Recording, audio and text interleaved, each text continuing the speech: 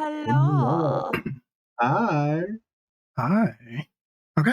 Well, yeah, I rant over. You missed it. It was great, but maybe there will be a podcast at some point. Mm-hmm. Who knows what's going to happen? Hey, Now hi. there's pressure. Now there's pressure. Welcome to Live from the Apocalypse. If you have not joined us before, we are a not-for-profit TTRPG studio. We make actual play content in the form of streams and podcasts and things like that to raise money for nonprofits and aid organizations and good causes like Rainbow Railroad, who we are currently raising money for. They are a fantastic, very important nonprofit that exists in like Canada and the United States. And they seek to get queer individuals, very specifically these days trans individuals, to safe places, whether that be different countries or cities or regions or just out of unsafe living conditions. So if you like what you see here, we just ask that instead of doing the normal Twitch thing of subscribing or giving us bits or whatever, don't do any of that. Don't do any of that. Jeff Bezos will take most of it. And there are better ways to support organizations like just donating to them directly. So you will probably notice on the stream that there is no subscribe button, at least not one that is readily evident. It has been replaced with a donate button. So just take the $5 or the $6 or whatever you can spare. There is no expectation. Just give it directly to the Rainbow Railroad, not the other charity that I almost said. Yeah, if you do that, the McElroy brothers will interrupt and scream. I will hear it. It'll throw us all off. If you can locate the subscribe button, we cannot stop you. It is not a thing that we can turn off. Just be aware that if you do so, beloved Dimension 20 Dungeon Master Brennan Mulligan will kill a dog.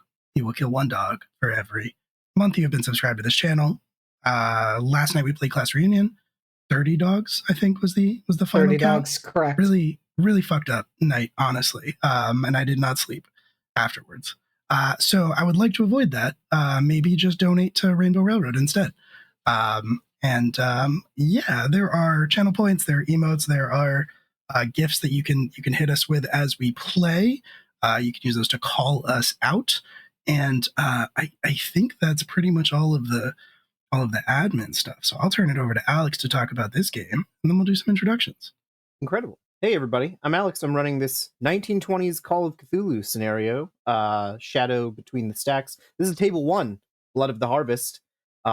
It is 1923, which is why we are all in black and white, because color was not invented until 1950. Everything was black and white back then. So, what else do I want to say about this? This is the final of this season, of this table, but next week is Table 2, which JD will be running, and we will be jumping 100 years into the future. So come back then to find out the fallout of all of this stuff. What else to say? So Call of Cthulhu is a game that explores some dark stuff, and tonight we are going to be getting into some particularly grim things. So please be taking care of yourself. If you need to step away, please do so. We want you to be safe and healthy. You don't need to be here. We like that you're here, but you don't need to be here. So take care of yourself. I'm going to go over some content warnings for the game that I can think of off the top of my head, and then we will do introductions. So in this Call of Cthulhu game, we will probably or certainly be experiencing murder, ritual sacrifice, religious themes, including Christian and pre-Christian religions, body horror, falling from great heights, causing death, choking, mouths where mouths should not be, animals with human hands, blood, parental issues, war, terrorism, and I think math is the final one. Oh, and fuck that. I'm out. Math. Wait, hold on. Wait, hold on. Nobody said anything about math. No. Did you just make math a trigger warning? I mean, yes. No. How dare you? How dare you? No. It's because the math that we will be doing here is problem. It's a problem because it is not good math. It's dark magic math. It's math magic. Gotcha. Math is where I draw the line, Alex. Oh. Well, in that case, This is a good time for us to practice stepping away, removing the headphones, taking yourself out of the situation, and then coming back when the math is done and you feel comfortable. So, with those words of warning, let's introduce ourselves. I will go first, I guess. Hello, I'm Alex. I'm Mightiest Finn on Twitter, as long as that lasts, and I don't know, whenever someone gets me an invitation to the other place, I'll go there and be Mightiest Finn there, I hope. I'll plug some stuff at the end. Thank you. Absolutely. I did see Mightier Finn was taken, but I think you might be in luck. Okay. Hello, I'm Candace. My pronouns are they, she. You can find me at that Candace Girl on Twitter, at Candace Magnificent, everywhere else, except for Blue Sky, because they have character counts. So I'm Candace Marie on there. Great. I'm playing Mariah Smoke, and I'm probably going to die. Fucking Blue Sky, honestly. I have opinions.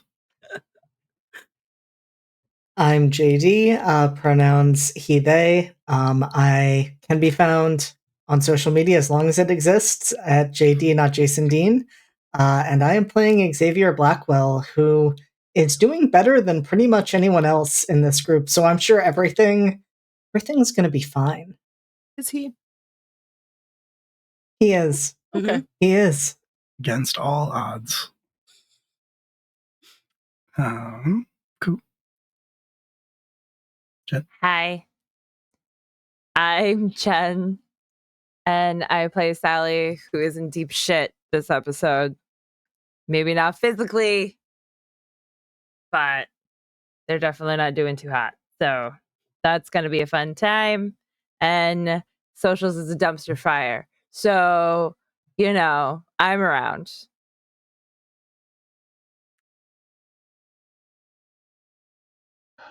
Hi, I'm Q.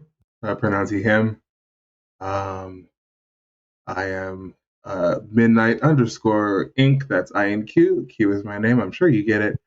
I am playing Ansel Fairridge. Straight up not having a good time. Was at death's door. Thankfully was brought back. But he's not looking great right this very second. I'm sure we're going to be fine, though. I'm sure. Sure, we'll be fine. Absolutely. Hi, my name is Will. I'm one of the storytellers and organizers here live from the Apocalypse. I'm playing Ross Keating, the resident Irish man who may or may not have been a terrorist, but, may come up, may not. We'll see what happens. I'm doing great. Ross is doing great. I think this is going to go really well for us. Full hearts, the other thing, can't lose, whatever the thing is.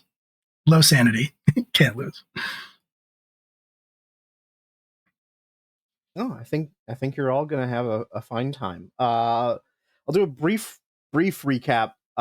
These 5 fine individuals were recently inducted into the Order of Our Lady of the Harvest, which is a secret society at Bolingbroke University with connections everywhere. They are wealthy, they are powerful, and they put people in the right place at the right time. That seems to be their thing. There's another group that is opposed to them, known as the Order of St. Giles, or the Huntsmen, excuse me. This group was tasked with finding out the membership of the Order of St. Giles, and they followed their one known contact, Ansel's physics professor, to the middle of some woods, where they found a group of individuals dressed up in cult robes, ready to hunt down fellow students. The hunt was on, but as they were leaving, they were attacked by a serpentine wolf with human hands that ended up just wrecking people. Many cultists were killed. Ansel was almost instant deathed, but survived thanks to a lucky roll. Some fighting happened. I believe that Mariah was attacked after distracting it with a shotgun or a rifle. You have the rifle, correct? I do have the rifle. And I think it's important to note that this was after I made the sacrifice of driving us all to this event without a license. That's correct. The That most is dangerous true. thing that happened was The Mariah driving. sacrifice, yes. Period. Absolutely. Mhm. Period. Mhm. Eventually, the creature was wounded enough that it fled, and you all piled into a random car and tried to escape from the woods, but found yourselves, rather than getting onto the main road in Bolingbrook, at a crumbling old Norman castle in the middle of the woods. Not sure how you got there, but the last thing you saw as we faded to black last time was one of the students who was fleeing from their hunter, climbing up the sort of crumbling walls of the castle while another figure climbed up after them in pursuit. And that is where we are going to open. Your car has come to a halt in front of the keep entrance. Basically, there's a big old archway with a rusting portcullis. There's a coat of arms barely visible above the doorway that you can see is a sheaf of wheat, which you may remember is the symbol of the Order of Our Lady of the Harvest. Yep. I will say, as the car stops and you see all of this happening, the reason you're able to see it so well is because the moon is completely full and has taken on a kind of reddish hue. I would say the color of blood, if I were being trite. You also can see that a meteor shower has started overhead. No one had predicted this, but it looks like the stars are falling out of the sky. But it's quite bright because of that. What would you all like to do? I would like to make a wish.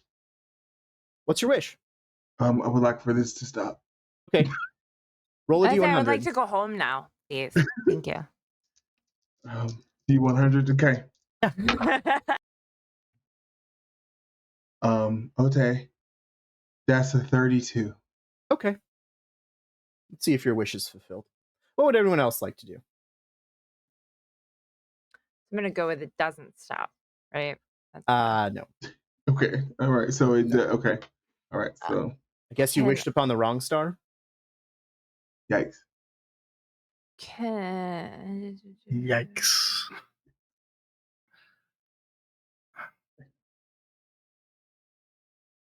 I mean,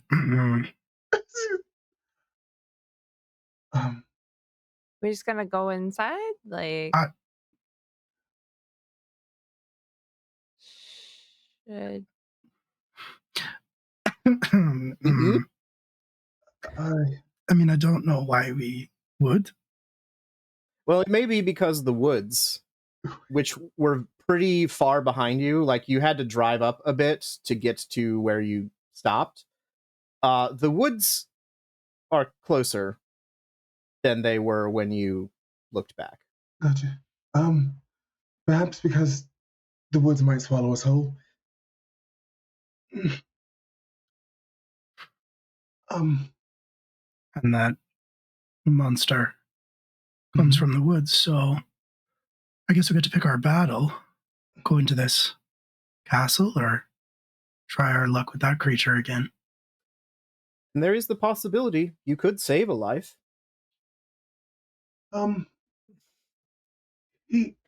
You're muted.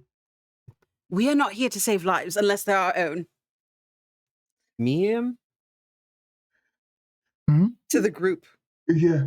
We are not here to save any lives. We weren't supposed to go this far in the fucking first place. My dad was like, don't interact. And I was like, cool. And here we are. And yet they still sent us out here. Right? I mean, question. Don't I have, or we have, like the sheaf of wheat, like the little metal thing from the door? Like, wasn't there like a little like symbol that we were like, we might need this? We have a I remember sigil. there was a cloak. Sigil, right? It was like a Yeah, little. so you have a cloak that has the Order of St. Giles' symbol on it. Okay. We have the robe. Is that what Yep. you mean? The robe, yeah. I have thought the we robe. also had like a little like metal thingy that was like from the door, but I could be wrong. Okay. Yeah, I think the sigil was on the robe. Okay. Or the antlers, yeah. We'll Wait, say you was she- also, in the quiet, as you Yeah. stand and look and think, hear some snapping of twigs in the woods. Fuck no. And at first, it's like right behind you, and you imagine something is coming up what was once the path, and then you hear something to the left as well. What's to the left? Woods. I don't know if I want to find out. Can we just like go inside now? Right? Let's Like, let's go inside. Okay. All right. yeah. All right. All right, so We you may have to. so you cross into or under the archway and into. So the castle is crumbling walls around this central keep. There's a courtyard.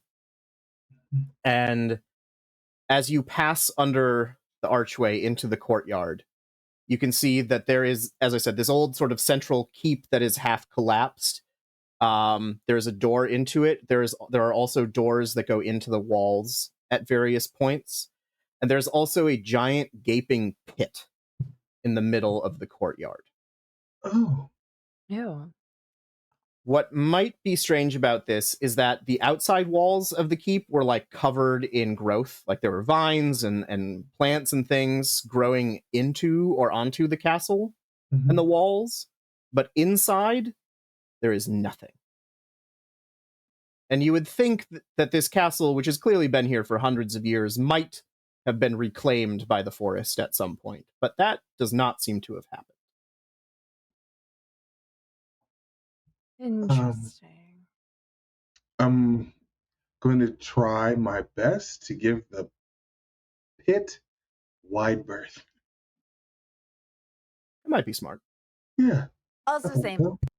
Yeah. I will have you all make me a spot hidden roll. Okay. All right. Easy.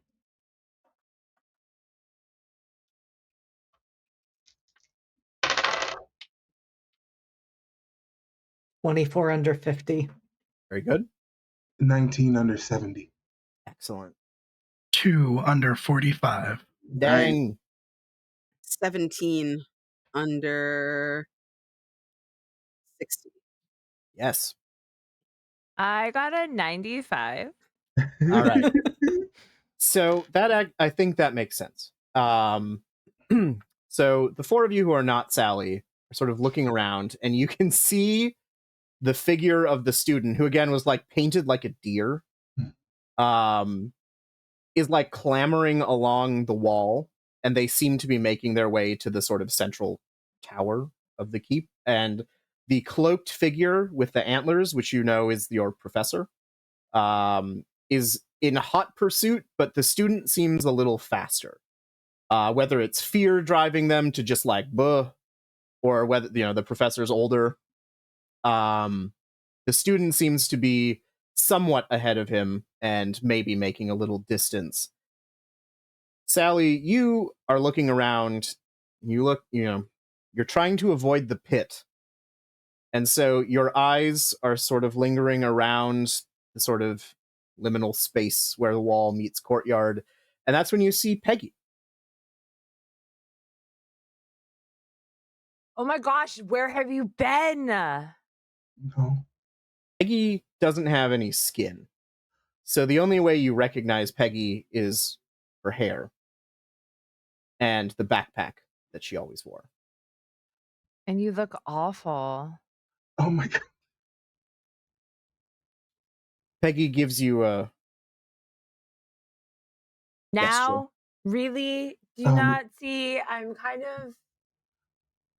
Do we hear that? Do we hear this? Do we see that? You don't see Peggy, but you do hear Sally start talking. Mariah immediately Sally. points the weapon in the direction Sally is looking. Sally, there's no one there. Sally? Whatever you're seeing, it's not real. What do you mean there's no one there? There's Peggy's no one standing right there. No. She's Peggy not. is not right She's there. not. No. I'm sorry, but no. I know maybe you have to recognize her because clearly she looks a little disheveled. But I Does mean, she? given what she's been through, it's What? understandable. Disheveled. What does that mean? Oh, you know, when you just like forget to put your skin on in the morning. Stop. Okay, Stop I'm gonna talking. have everyone who is not Sally make a sanity roll. God. Just from hearing it. Yes. God damn it. Well, I got a 4. okay. I failed. So did I. Everyone who failed, you will take 2 points of sanity damage. Everyone who succeeded will take 1. I have a very important question. Yes. Technically, I failed. Okay. But I rolled a 69. Oh, that's a success. Hey. That's a critical success. You will take 0 Great. damage. I get You it take back. I get 0. sanity back. How much No. sanity do I get back? Just no. Just you don't take any more further No. loss. Hmm. And For the rest of the session, or no, just this one moment. No. Hmm. As Sally says, sometimes you just forget to put your skin on. Which thank you. I love that. No. You hear calliope music suddenly coming out of the pit. No. And it takes you a minute because it's just on the edge of hearing, but you eventually recognize it as the music that you heard in the club Oh. right before whatever happened. I'd like you all to make me a POW check. A Wait. what? POW. So your power stat. I was like, Mario? Do I get a power block? Does that work? You good, Will? No. I'm not even muted. I was like looking for the mute button. I got a 64. Okay. On a scale of like, this is cool to this is very important, where would you place this role right Great question. Yeah, do Actually, you want to make me an intelligence check? now? Damn it! No. can I make an intelligence check? No. Your characters can. No, but I mean that's what I mean. I'm Oh. really good at intelligence. 45 under 60. Never mind. It's pretty important. All right. I'm gonna use. I got a 65, Okay. so I'm gonna use 10 points of luck, so Okay. that it's a 55. All right. This Oh, meets it, beats it, right? No. This is meets it beats it. can we push this? You can push it, but the consequences of that would be even more sanity loss if you failed. Sure. If you push it, can you also spend luck? No. Cool. I got a 73 over Okay. 45. I passed with a 22 under 60. I got a 7 under 70. Very nice.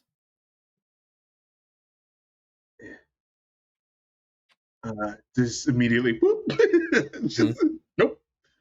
Okay. The last session. Yep. This is important. Sure. I can spend luck.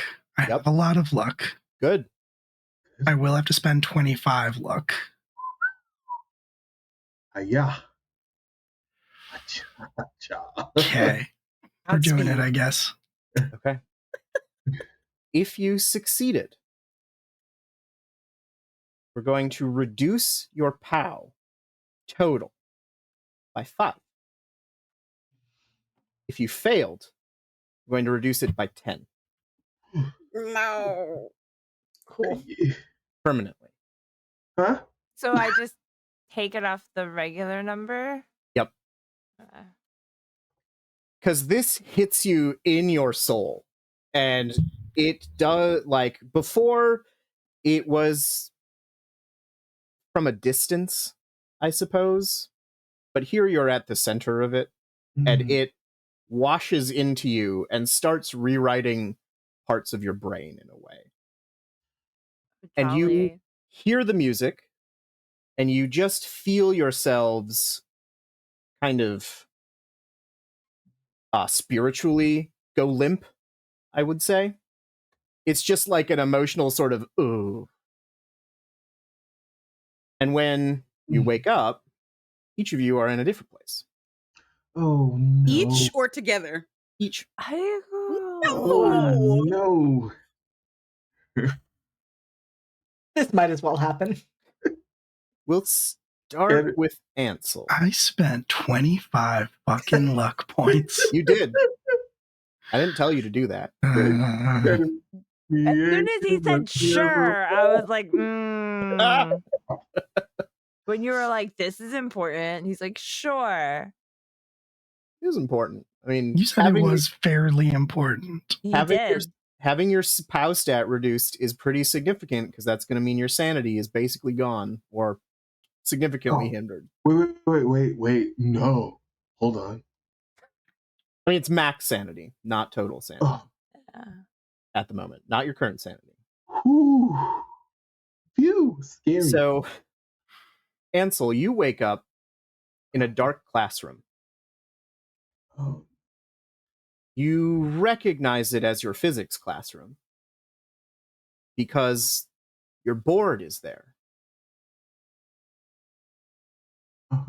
But it's dark here. It's clearly, you're after hours. The room is empty, and it just it has that feel.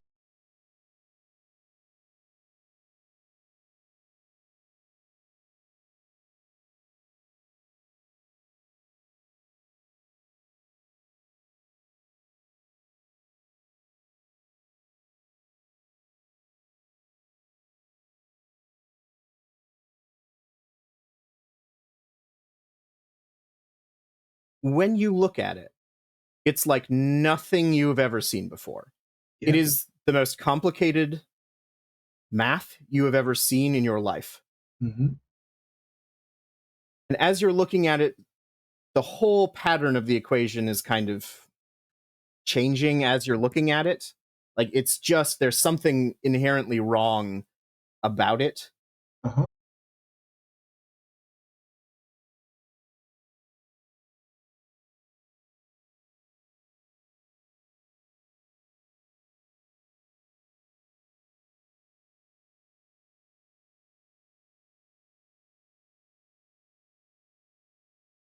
Does he turn around? It's a good question.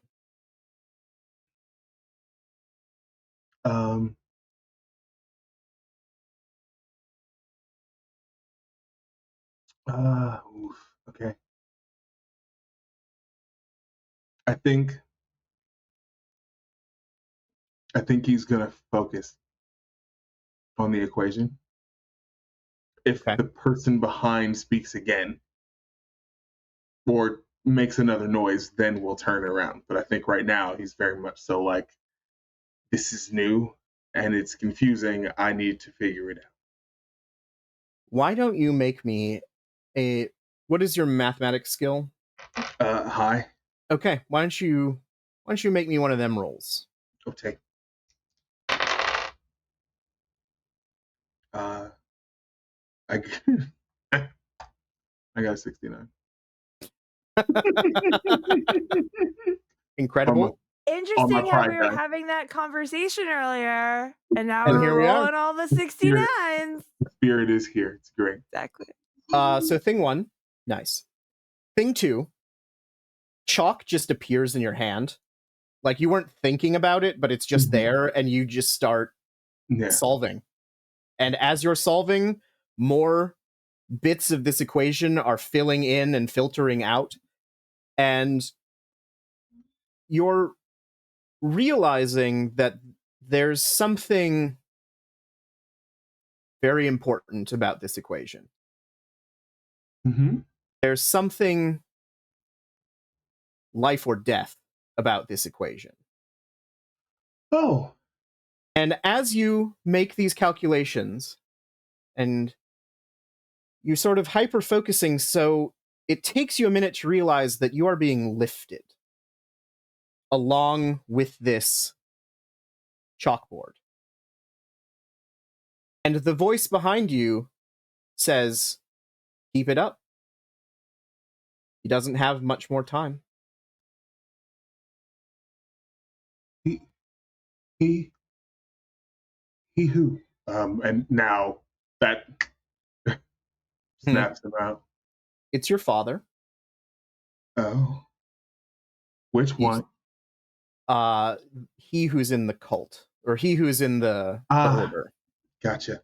whose name escapes me, and I apologize. I'm terrible with names. Gerald. Gerald. It's Gerald. Gerald points up above you. Uh-huh. And it's very dark up in wherever you're looking. You're ascending still up into just void. But for a brief moment, there's a flicker of light, and you can see that there is a man suspended above you. And he is wrapped in chains that are creaking and grinding. just fucking grip it and rip it, baby. Slop that down, dude. Shit, yeah, dude. Crack one for the big boy. Thank you. Thank you so much for that incredible donation of $6.9. Love to see it. And it's so dark that you can't recognize anything about this man except his eyes, which are your biological father's eyes. And as you look up, a single drop of blood falls down and hits you right in the forehead. And I'm going to have you make me a sanity roll. Cool. No. Okay. Mm-mm. 3 points of sanity loss for you. Dope. Having a great time, fam. Sally, Yeah. you wake up in the courtyard. Oh. Which is great. Wait. You know? Yeah. Pit's still there. Tower's still there. Blood Sure. Moon's still there. Still a comet meteor storm. And it's just you. And Peggy. I was gonna say, is my friend there? Yes. Peggy is there. And she looks pissed. Probably rightly so. I imagine. So Sally would just kind of like gather themselves and look over, and I guess just be like, "You're still here? Did I take a nap? What's happening?" Peggy spans the entire distance of the courtyard in 3 steps. It's just like right up to you, and she gets right in your face. She says, "You let me die." What the fuck, Sally? What is a strong word in this situation? Is it? Because I'm dead. Like, Because of you. You're dead? Is that why you don't have any skin on? Yes, Sally. Always so observant. That makes a lot of sense. Doesn't You're it? dead? What do you... How... That thing with the hands ripped me apart. You seem pretty together. I mean... It's because I'm holding myself together, Sally. Do you want to see what I actually look like? No, it's fine. You know what? No, I'm okay. She gives you a look. Skin would be nice next time, just Well, saying. sorry. This is what you get. Yeah, okay. So I can't... How are you... You're dead. Yeah. Okay? How'd you get here? Because Is that part of the being the dead? Because the thing that killed me dragged me here. Now I'm stuck along with all the others. Are you friends with it? Fucking friends with it? Perfect. Where is it? How do we kill it? What's going on? And can I do like a accidental intimidation thing where like Sally is like not trying to intimidate, but like won't let up on the questioning? You want to intimidate a ghost? Yeah. Go for it. Because Sally's like, if you have inside scoop, I want it. 19. Okay. Out of 69. Nice. So Peggy just sort of folds her skinless arms and glares at you. I mean, it's hard to glare when you don't have eyebrows, but she manages it. Because she doesn't have skin on her face either. Right. Naturally. She says, "Sally, I think you need to start taking this a little more seriously. You could die." Well, I don't want clearly. that for you. Yeah, I don't really want that for me either. So you can help me take out the antler thing. That isn't the problem. Okay. What's the problem? There's something else here. I don't know what it is, but I can feel it.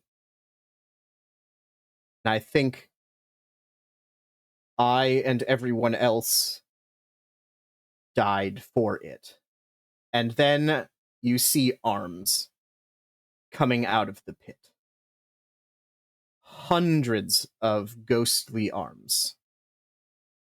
And you just see people, ghosts of people who look like students, who are dressed in clothes like you're wearing, who are dressed in clothes from 100 years ago, who are dressed as though they are Renaissance people, peasants, medieval peasants, Roman legionaries.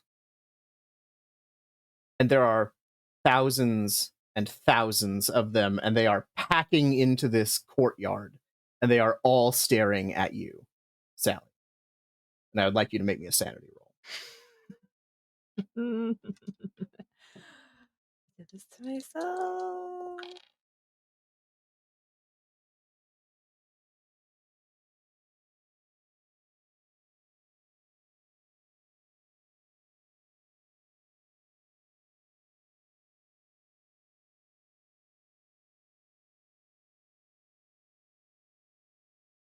Let him in. And I think at that point we will move over. Let's go to Xavier. Cool. Xavier, you find yourself on a darkened stage.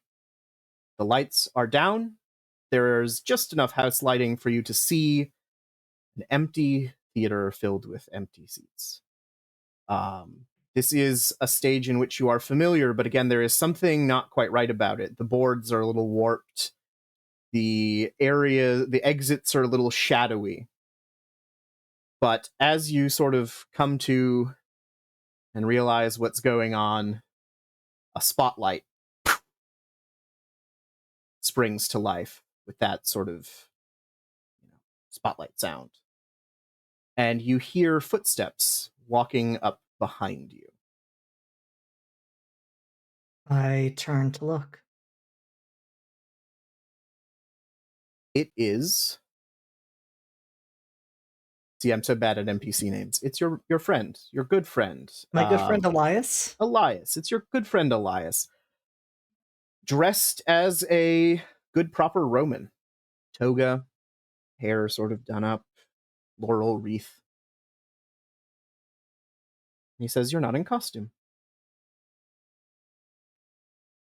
And Xavier looks down at himself and then back up and says, "It would appear that I'm not."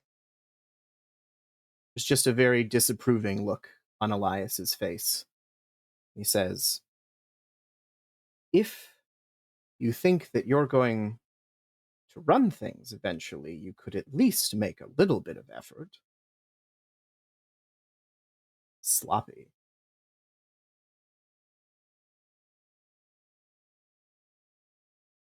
You know me, Elias, I always pull it off at the last moment. Well, flying by the seat of your pants isn't going to cut it with the people that we're dealing with now. And he approaches very close to you. And it's at that point, Elias has a particular smell. Got a cologne, but otherwise, like, there's an Elias smell. That isn't here. It's more mangy fur. It's more decaying leaves and mold. There's something in his eyes that just, it's not right.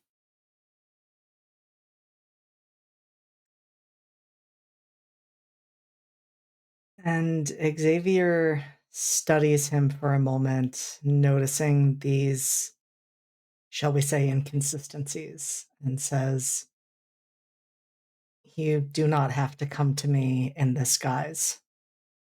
You can come as you are." The voice is a little more lupine. There's more of a hiss to it. Sort of back of the throat growl as well. It's just slightly distorted, and it says, "This is just a pleasantry for you. Thought it might make it easier." And he gives a smile that's a little too big. Easier for what? He looks off stage, and you hear rustling in the wings. He says, we'll get to that in time, but you said you wanted to speak. So speak.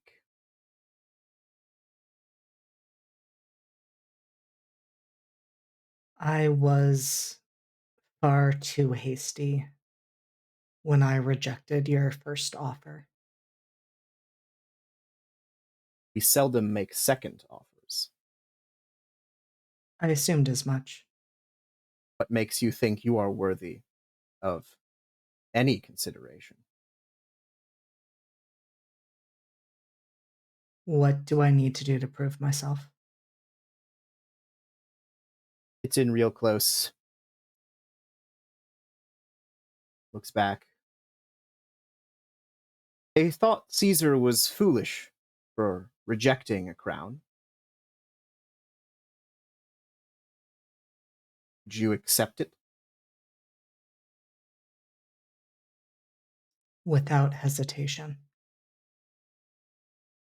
Hands come out and just like on your face. And I'm going to have you make me a POW check.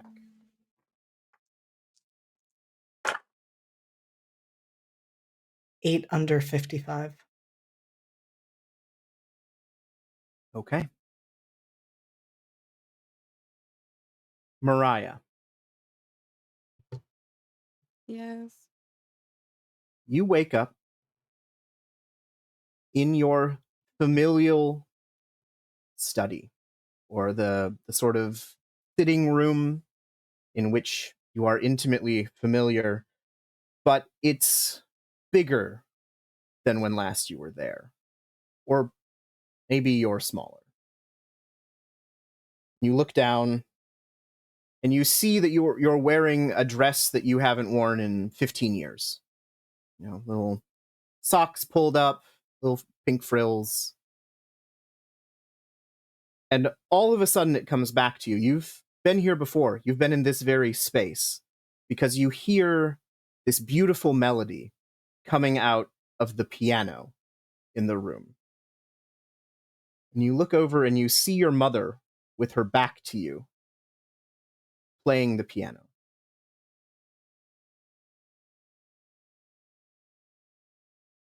I think I probably walk over there, try to slide onto the bench next to her. This is a thing that you've done many times before. And your mother is playing. And it's funny, usually you can see some part of her profile, but you can't. Her head is turned away in such a way that she's not looking at you. But she's playing. You have often joined in. You have that skill. Yeah. I think I try to like tug at her, like her shoulder, like the fabric there, to try and get her to turn toward me, Mummy. And if she doesn't reply, I think I just try to hop in and see if that's just another way we used to kind of communicate. So you're playing, and things slowly become discordant.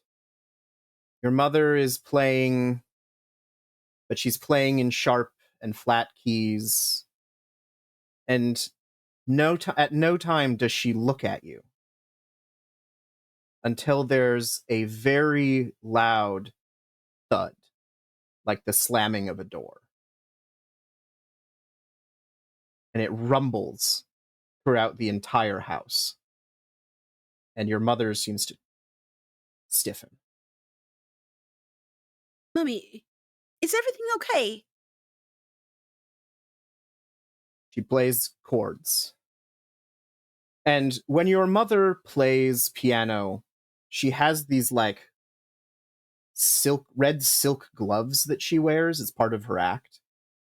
And so she plays a chord, and you see the fabric on the gloves start to rip and tear. And fingers that are far too long to be contained in those gloves come out as though they are ripping out of a cocoon. And you see that they are long and far too segmented. They have too many joints, and their fingernails are black, and they snake out and grab your hands and just twist around them. And then your mother looks at you. And as she turns, it's not a person turning to look. It's someone with a broken neck flopping over. And you see your mother's face. It's gaunt and dead. But her eyes are incredibly wide and glassy. And she's got this rictus smile on her face. And she starts speaking to you. And it's very distant, but she says, "Don't let..." And then her tongue just flops out of her mouth. Ugh. Far too large, and it's choking her. Like she cannot get the words out, and you see her neck is distending as her tongue is just swelling and choking her. And then part of her neck rips open, and another mouth appears, teeth and all, and says, "Let..." And then another tongue flops out of that, and another rent opens up in her neck. "Him in." And then she collapses onto the piano. And I'm going to have you make me a sanity roll. Blood-curdling child scream. Not okay. Sanity roll for what? What's that for? Yeah, just a normal everyday piano lesson with I think we both know I failed. Yeah. Okay. So you'll take 4 points of sanity loss. And the piano, there's a crash as your mother collapses into it. And then the door to the study opens. And it's your father. Looking Mummy says you're not allowed to be in here. He merely looks at you and takes another step in. Ross. You can skip me. I will not. Don't worry about it. You recognize Dublin. You recognize the blood on the streets and the rubble, the smell of gunpowder in the air. You recognize the bomb that you're holding. It's nice to have the weight of your pistol at your side again. It's a shame your brothers in arms are dead. You're the last one, but you know where that bomb is supposed to go. It's supposed to go in the office of General Smoke. And you're standing right outside the door of that building.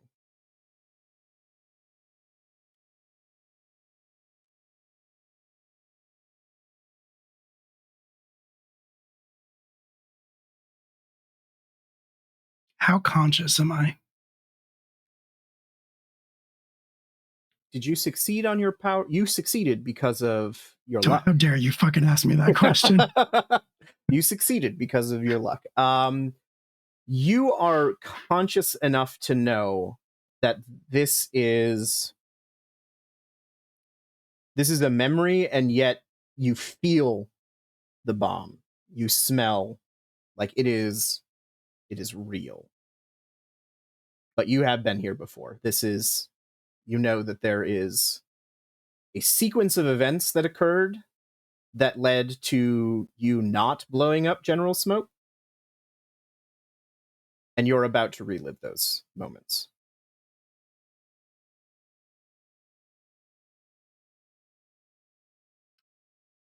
I think on some level, Ross realizes what is happening here and that this is probably not real, but everything that has happened since then, every interaction that he has had with General Smoke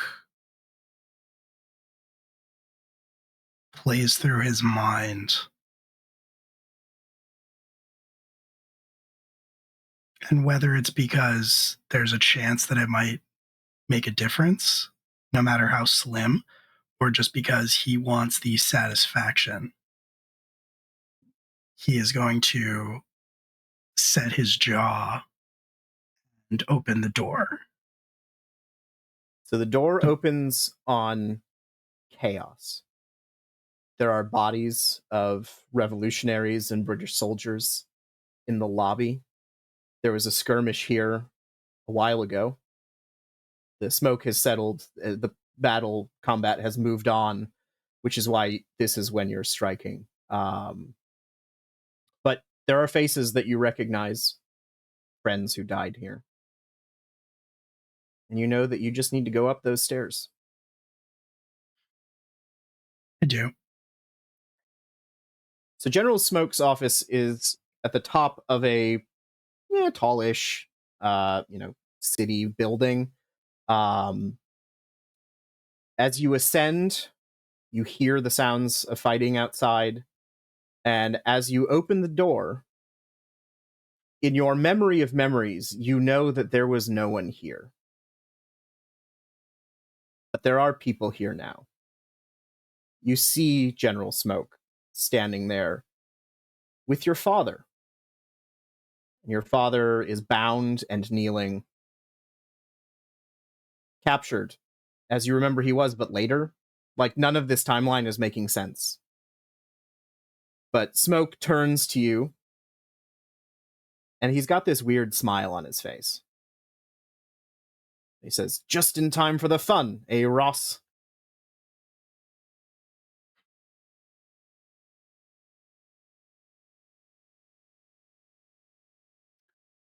This didn't happen here.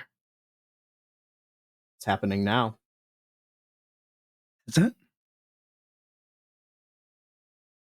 Make me a dodge roll. I can do that.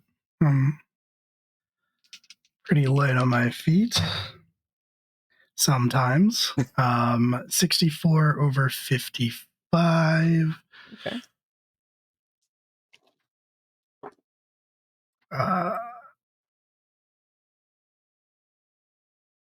How'd he roll? How'd he do? I don't believe I can tell you that until you tell me how you feel about how you want to do this. Okay.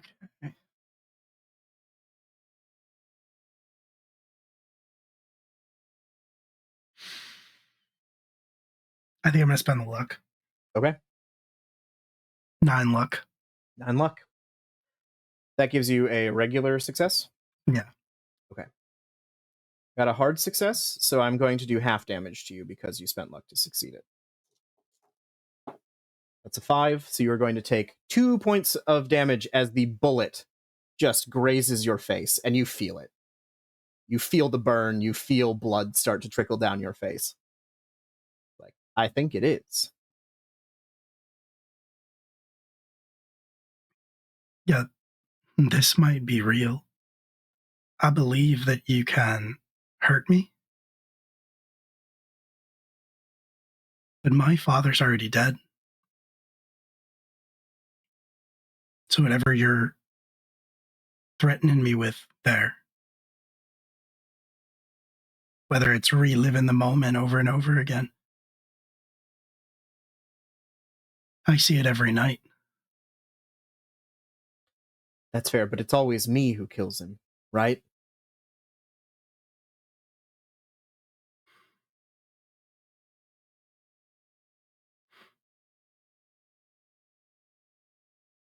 It was. He takes a few steps toward you and just hands you the gun. Says, "This time it's you."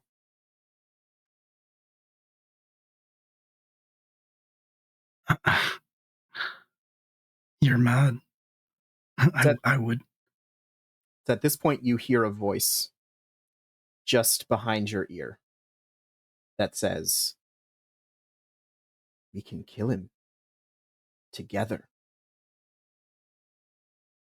We can bring this entire military establishment down. You and me are unstoppable. You just need to let me in." Ansel, your equation is continuing to equation. Uh-huh. I'd like you to make me another math roll, please, I would love to do that. with a disadvantage dice. No, thank you. Yeah, it's getting tough. Okay. Still 54, under 70. Great. You are barely keeping up with these numbers as they are rushing around the board, and you can feel something is coming. Like there is just this energy presence Mm-hmm. that as you're writing, as you're solving, it's like there's some energy buildup. And you hear your father and your other father. And you hear the cry of help or pain, and you hear the chuckle of amusement at the situation. And you're writing and you're writing and you're writing, and all the while you feel in your gut yourself ascending like on a very swift elevator. Mm-hmm. And did you have a thought? Mm-hmm. Okay. So you're writing furiously, and then finally, after what feels like ages, the equation, you just start to see everything click. Like everything is lining up into place. And with a final flourish, you solve it. And you step back. And the solution is simply let him in.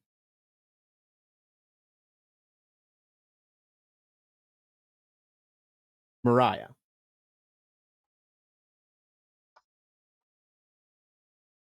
Your father has entered, and he looks furious.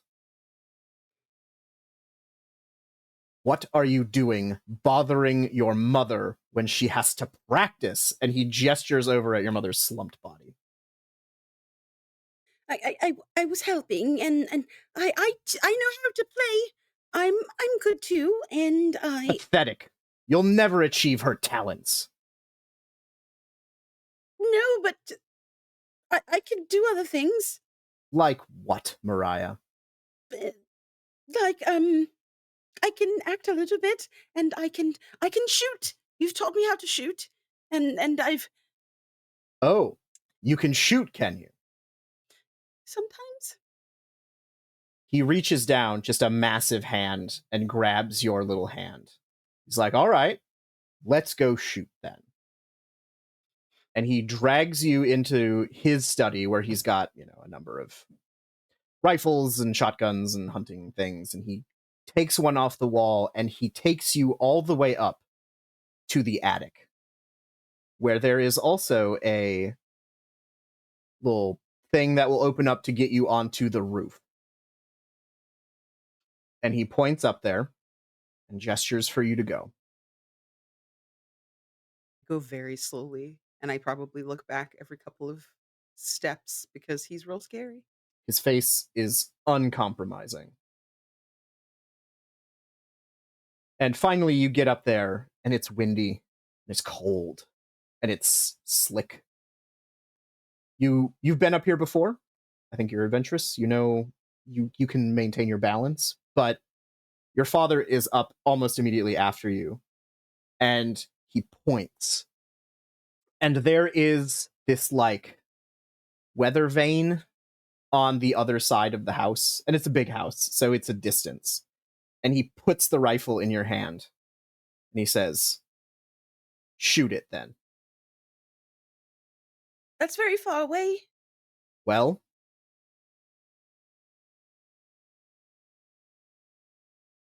I aim.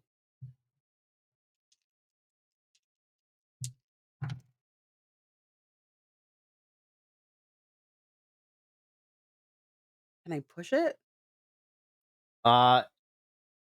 this isn't in combat, so I'll say yes. However, if you push it, this is a slippery roof and that's a big gun. You may just lose your footing because you're so feel like- focused. I think that's going to happen if I fuck up, to be honest with you. Am I slipping off or am I being pushed off? I feel like it's negligible. No. Yeah, it's okay. Okay. I shoot, but it goes wide. That's it. Maybe. Let's see. You all come to. Well, 4 of you do. At the top of the keep. Ross and Ansel and Mariah and Sally.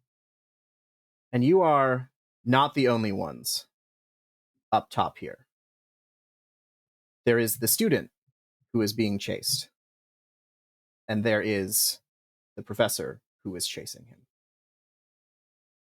And you arrive just in time to see the professor grab this young man and wrap him into a hug and say, "Well done, Edward.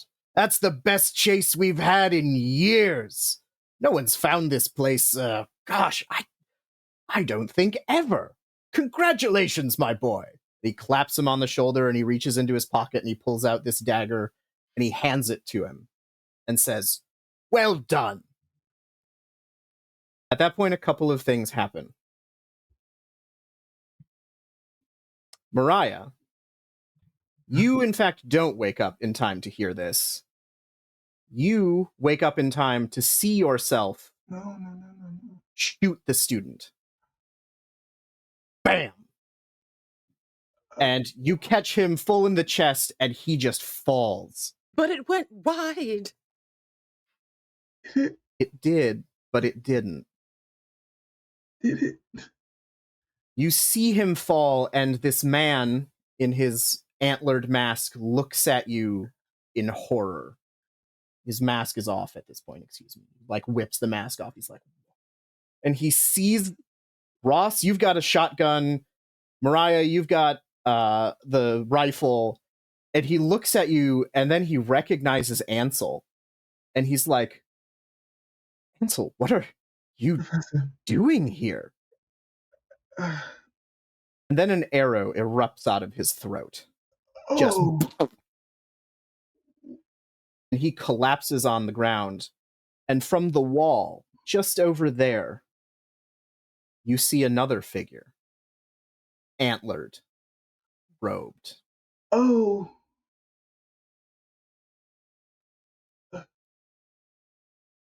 Xavier. Yes. No more things. Things keep happening. No more things. When 9:15. not Elias's hands touch your face, you immediately feel yourself go into this void of nothingness. You can see the hands on your face, and you can feel other hands all over you, as though they are testing. And it doesn't feel good. But there is a moment where they then all back off, and you feel that you're just being held up by these hands. But I'd like you to make me a con check, please. How important is this con check? I'll have you do what Candace did. Roll me an intelligence check.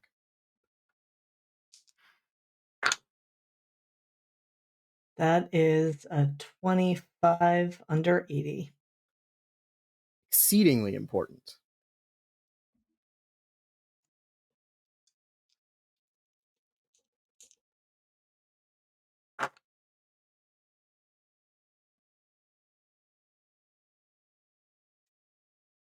Fail.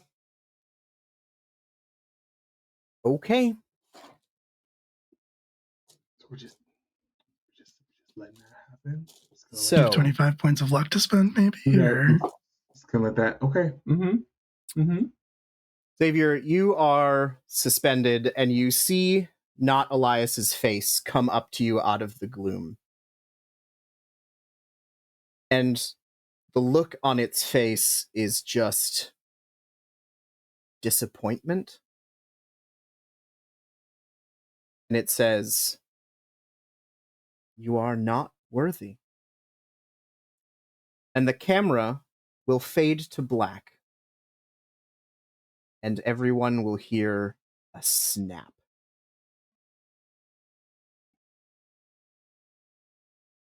The last thing we will see is Xavier's body dropping off the top of the tower and landing on the courtyard below. And I think that's From where we'll take a where? break. Wait, JD, please hold exit on. the call. Hold on. Yeah, you can just leave. From where? Cool. From Wow. Nowhere. He just appears and then falls. Cool. No doubt. So cool. So Told you everything's cool. fine, guys. Everything's fine. Everything's Is totally... Is it? Say it. Say Maybe the for you word. and Peggy Hey, Barbara. now. Say It's it. fine. It's fine. And then has the nerve to offer a dazzling smile. Get out, JD. We'll be back in 10 minutes. Don't go away. All this place. Lawless. It is like it's just doom scrolling. The app. Unless you're looking for a sugar daddy, Yeah. it's not going to do you any good. That said, if you are looking for a sugar daddy, I mean, Facebook, the That's place to probably go. a better place to be. Yeah. Listen, I have my house husband application. There you go. I make a mean drink. There are other things, other There you skills go. that I have trained in. You heard it here then- first. If you are a Same. sugar daddy, get in the comments. Right. I'm right Yeah. here. We're good. Honestly, Everyone's social media handle is on display. Take Right your pick. Mhm. Or if you feel like donating to Rainbow Road, you can do that as well. Please do that. Please do that. also do Please that. do that. But also, sugar daddy, whomever you will. Or mama. I mean, Or mama. Yep, also acceptable. Not picky. person. I'm looking for someone wealthy to help me pay my bills and treat me to nice things like a $500 blow dryer. Listen, Mm. in the year 2023, I'll take a glucose guardian. All Same. genders. Same. We can make it work. You have $25 a month. That is more than enough for me. See? Just every little bit counts. I'm going to run that Power Rangers game, the Glucose Guardians. There you go. You're welcome. Look out for that. Incredible. Sugar ladies. Yes. I like Yeah. that. Absolutely. 100%. Okay, well, That welcome was back. a nice break from the horror. I'm having fun. I'm glad you are. So I think we have just one thing that I would like to do before we cut back to the top of the tower. JD, confirm for me whether or not 10 damage is enough to kill you. It's a great question. It is not. Okay, so No. Xavier, you smack to the ground. No. Is that enough to cause a major wound? Which is more than half of your hit points. Yes. Okay. Obviously. All right, then make me another con check, please.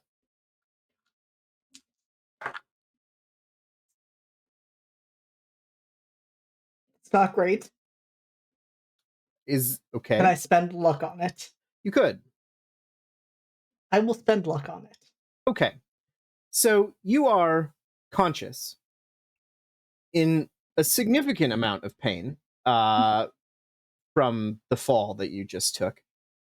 And to anyone who's watching from up above, you see the creature from the woods enter into the courtyard. And you see it bend low over Xavier's body. And its man hands, like, cradle him up. No. And Xavier, you hear, now you are worthy. And you feel something pass into you from the creature from the woods. Not sure what it is, but there's a new fire in your gut. The pain goes, it's not gone, but it lessens, and you feel your broken bones. Well, they don't heal, but you are able to move them. You can stand. You can move. You can walk. Up on the tower, how is everybody doing? Not great. Not great. A little Still. upset. I maintain the sentiment of straight up not having a good time. Yeah. Okay. This shit is so bad you made me get alcohol. Not sponsored. We could be. Could be. Hey, Get in the comments. White Claw sponsor for the podcast. There we go. Oh, don't There we do go. that. Oh, man. Okay. So the professor has been shot through the throat. Mariah has shot a student who is absolutely dead. And there is a figure similar to the one that you saw who threw that young student off the top of the cathedral on the walls. And in the blood light of the moon, in the light of the falling meteors, you see it salute you. Raise an arm. And then it gestures to the pit.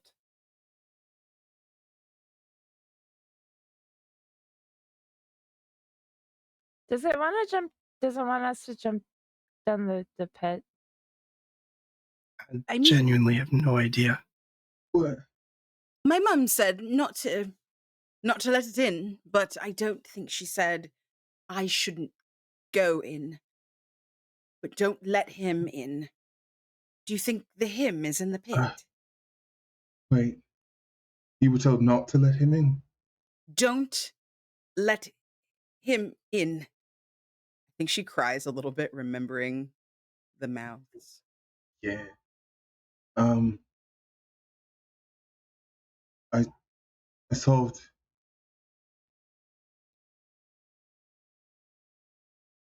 He's lost for a moment.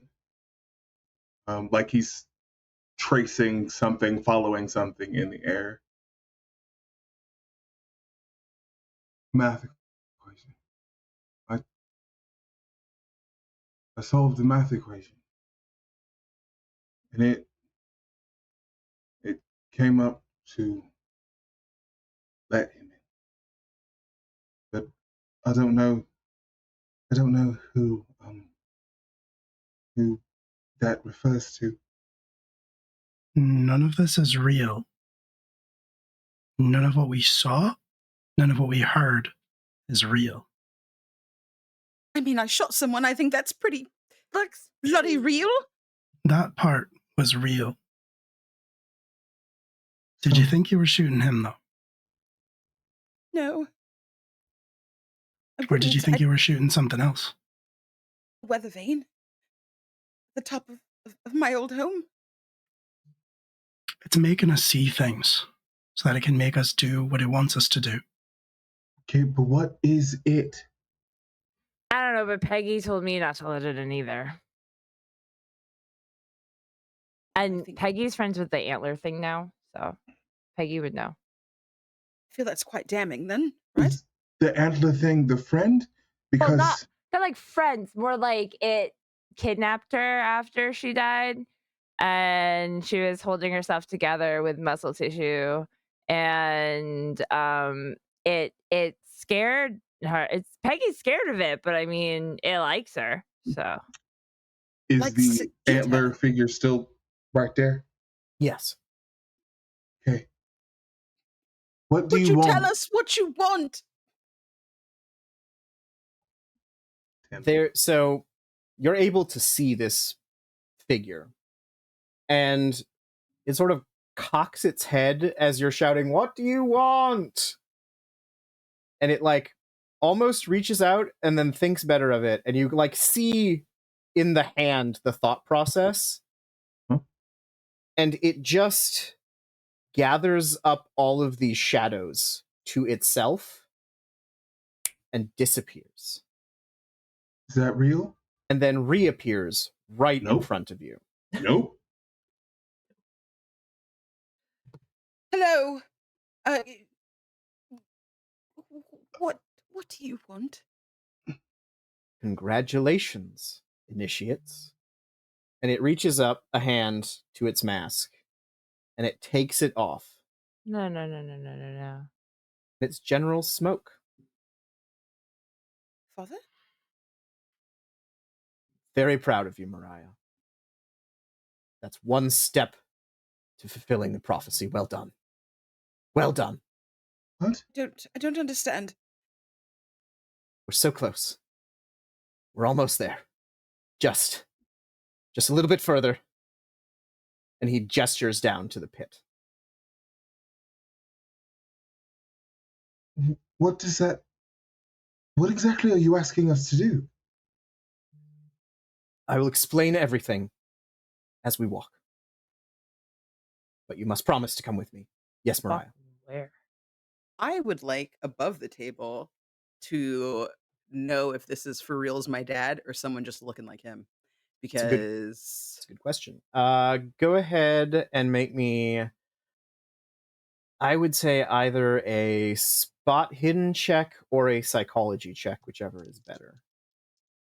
And while you're doing that, we've gotten to the point where I'm seeing the math, Yep. and I just want to make sure that the math is still checking out right Make me a mathematics roll. now. And I'm going to spend 1 luck point. Okay. Wait. Hold on.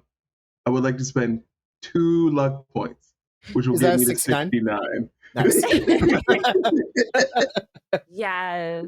So as this figure has like shadowed and reappeared in front of you, like you're seeing the equations of how like the magical equations of what is happening.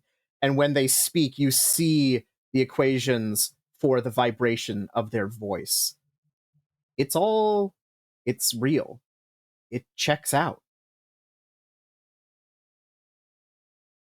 that's not good. So this is legit my dad, and all of this is absolutely happening. Yes. Ross, you hear that voice whisper again.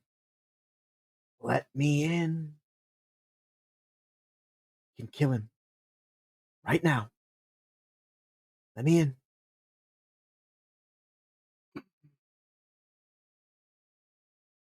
General Smoke says, the others are waiting below.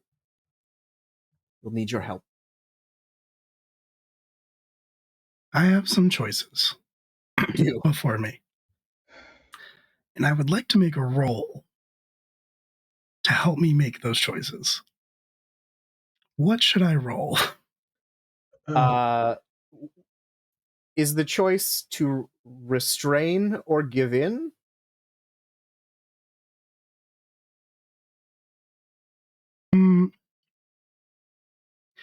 The choice is whether I give in or not. Okay. That would be a power check. And if you are you're trying to resist, you want to succeed. Is that how we're setting that up? Yeah, I mean, yes. Okay.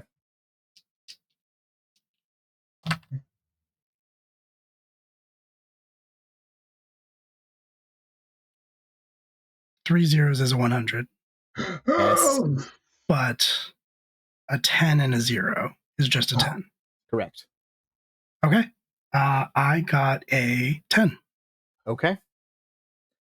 You're able to sort of grimace and shake off the voice. It sort of fades into the wind that is whistling up here on the tower for the time being. I think when Ross shakes it off, he says quietly to himself, I don't need you for that. And then levels the shotgun at General Smoke. Okay. General Smoke. I want him to see it. Mm-hmm. And then Ross is going to say in Gaelic something that I don't think any of the rest of the group would understand, but translates to brotherhood above all else. And then he's going to pull the trigger. What is your dexterity? 50. Okay. You level the shotgun, and you make the mistake of pontificating. Because General Smoke, just a smirk, gives a little finger twist, and the barrel of the gun just goes, and he wrenches it. You see this happen, do you still want to fire? No. I think he would say,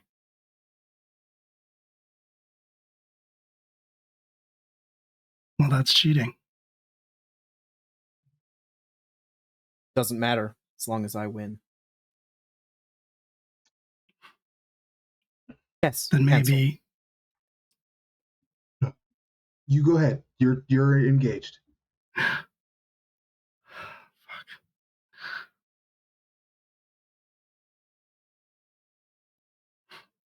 Then the only way to make this fair is if I cheat too.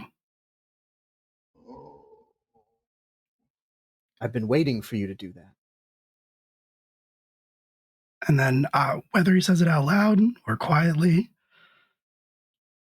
he's going to say, and let you in. Good. Everyone on up here, No. there's a stillness, like the wind drops down. And Smoke just kind of looks at you.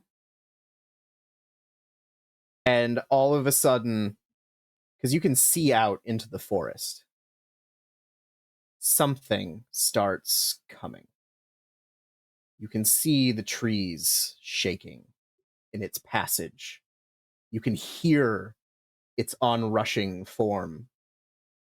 And Smoke looks you dead in the eyes and says, then the prophecy is fulfilled.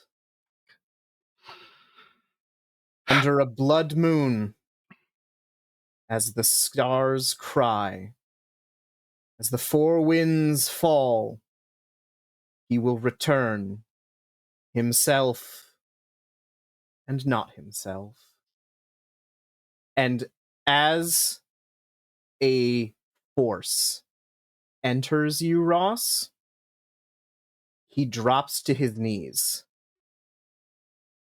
And he extends his arms in praise and says, my lord, welcome back. To me? Yes. Cool. Before whatever happens is about to happen, can I shoot him in the head with my pistol while he's kneeling before me? Yeah, absolutely. Cool. I would like to do that. I won't even make you roll it. You are right there. He is just enraptured by what is going on. And does anyone want to do anything? Ansel, do you want to do something? Yes. Okay, so I saw magic happen. Mm-hmm. And I would like to do math, magic, and response. Okay. What would you like to do? I'm very done with the guns. I don't like the guns. Don't you take this away from me? You look here, motherfucker. There's about to be blood. I don't like violence. I don't like. I won't take it away from you. I don't think. No, I'm joking. You should do everything. I think just sort of having watched the gun go hit,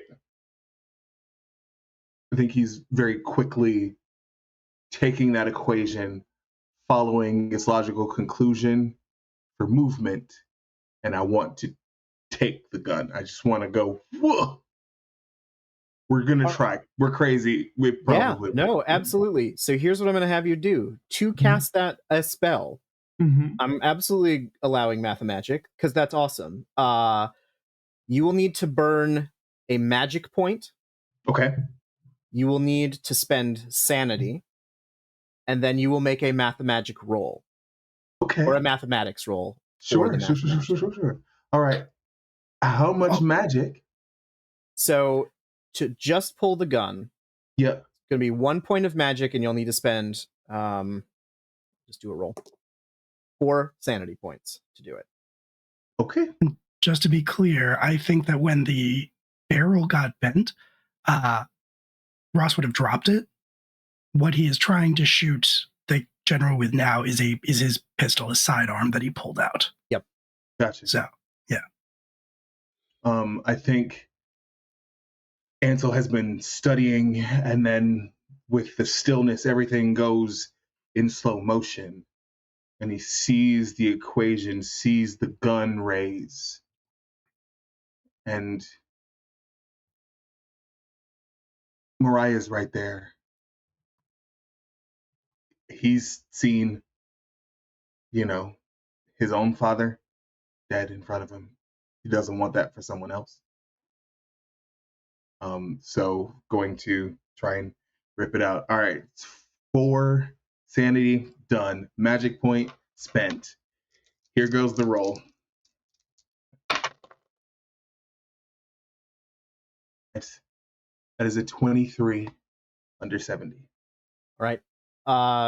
So Ross, you level this pistol, and you go to pull the trigger, and it just gets yanked out of your hand and goes into Ansel's hand. And in that moment, whatever was out there hits you and takes over. Xavier. Yes. Your master has arrived. You, the spirit of the creature in the woods, have waited for this moment for thousands of years, and finally, your master is back. The many-antlered lord has returned to claim his kingdom. Oh, dear God. This is so exciting. You are so excited. Am I right? I'm so excited. This is everything I've ever wanted. What are you going to do, buddy? What do I feel is proper in this moment? I mean, should I be kneeling? Should I be... You should be greeting first. I mean, you are down here and he is up there. This is unacceptable. You have already failed. I am climbing. Okay. Make me a climb check, and you have a climb skill of 70. Cool. That is a 35 under 70. All right. From the pit, basically, you all hear more bones popping as Xavier leaps up onto the wall, digs his fingers in, and just starts climbing up. And it doesn't take him long. He's weirdly fast. And Sally and Mariah, how are things going? I would like to start throwing rocks off the tower to try to stop. Make me a luck roll to get some big rocks. Some cannonballs. I don't know, whatever's up there. Luck roll. Okay. Mariah is still holding the rifle, but like up, and asks, "So, do we still need to go in the pit?" 23. There are reasonable Yeah. sized rocks that you could use to attack the creature. It's Xavier, but not Xavier. I'm fine. I'm Yeah, you're fine. fine. You're totally fine. You did No, your job. Sally's gonna just start like, not today, Satan, and like just throwing. Okay. If that's okay with JD, I'm so sorry.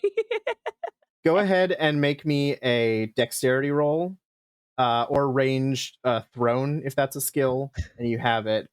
Okay.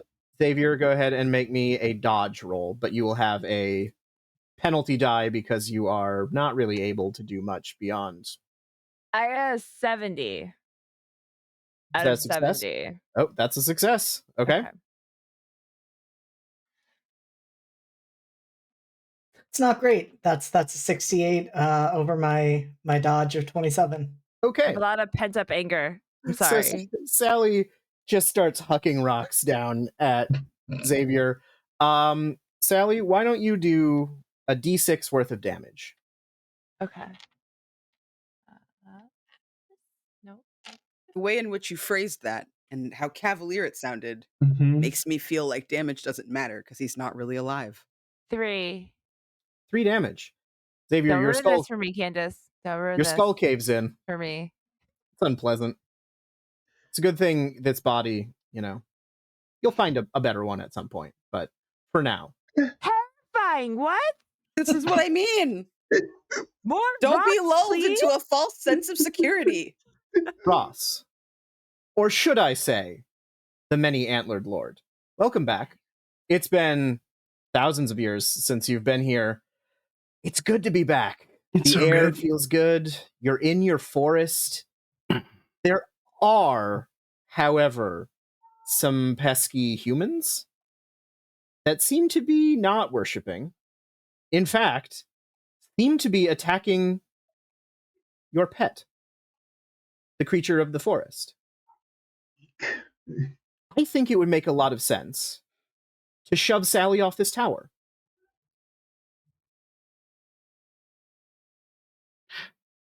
Is that like a suggestion or like? Is that what's happening? Yeah. I think that's what's happening. Okay. Cool.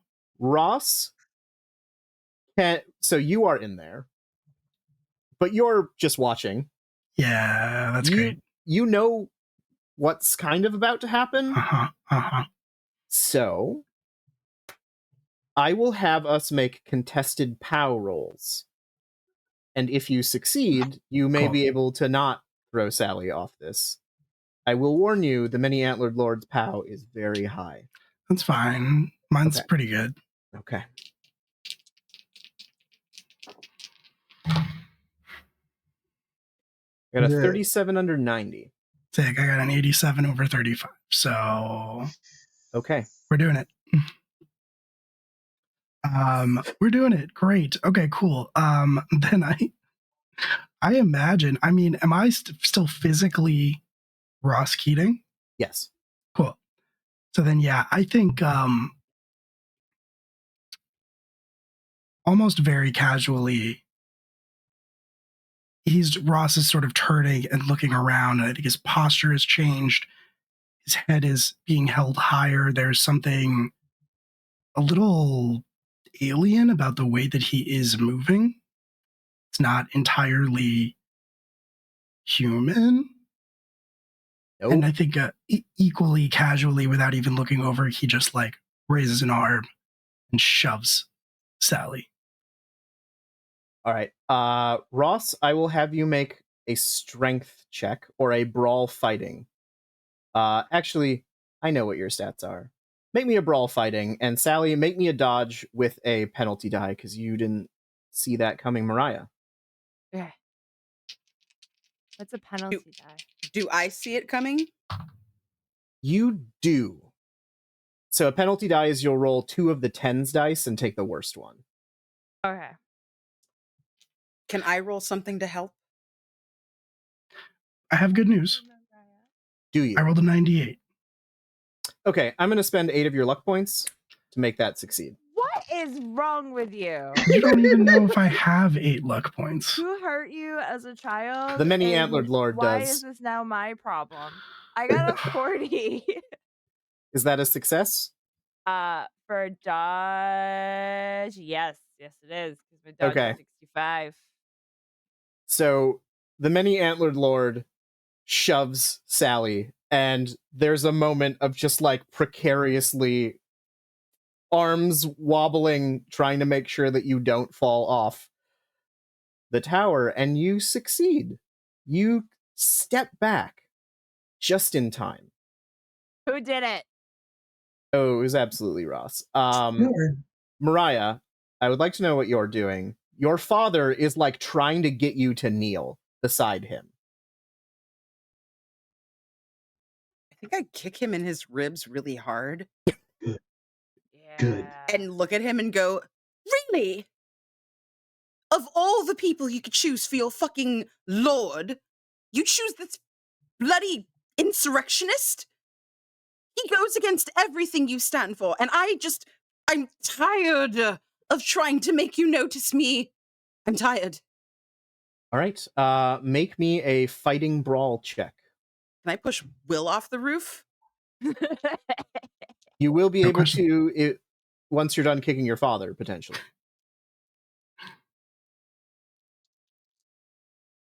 Oh, this is a long shot. Whoa! Okay.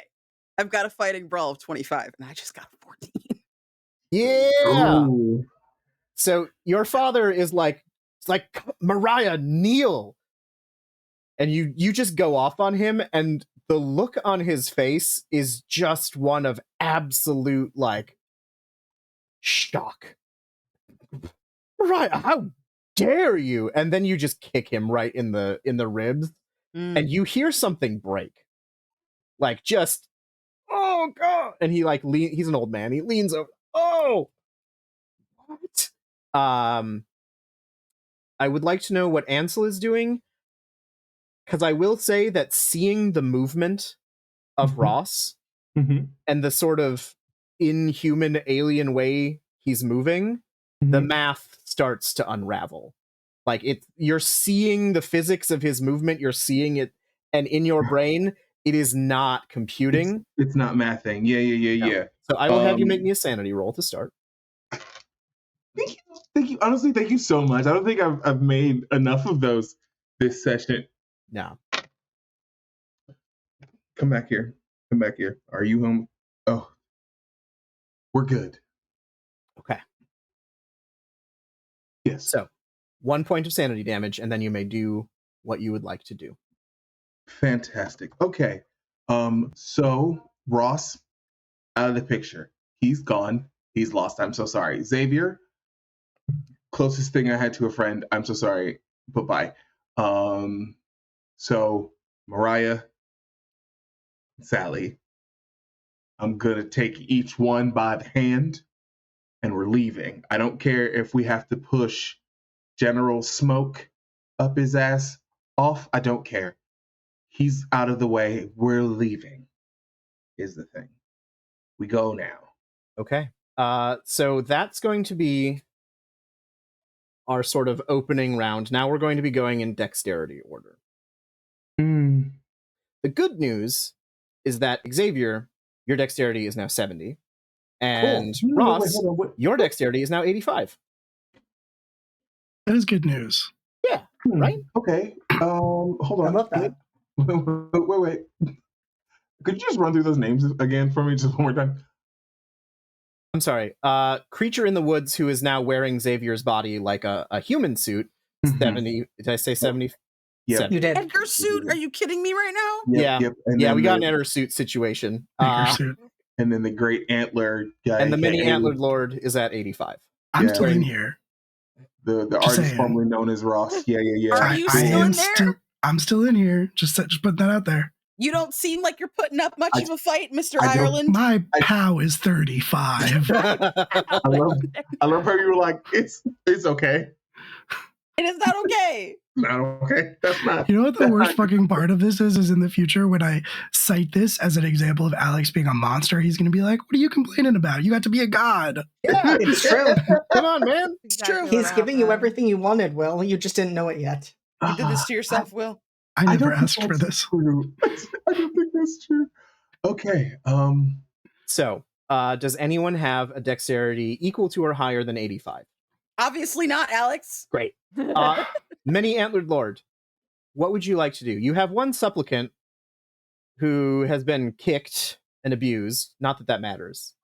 You know how people are, humans. But something is going on with the other humans. They seem to be, I don't know, fighting back? It's weird. What would you We're like not to do? fighting.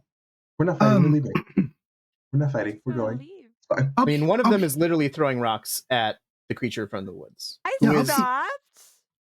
I'll be fair about this. I think Sally could be useful. I was not able to push her off of the roof. So I think what I will say is just sort of look around at the assemblage and speak.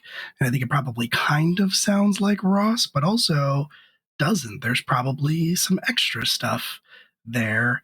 And he'll say, kneel or die.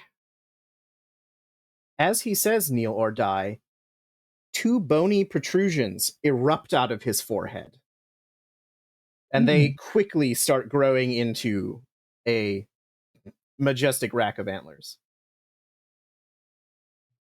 I'm gonna How many hold points that we one talking? in. I'm gonna hold it in. At least a 12-pointer. Hang inside. 12 points. Wow.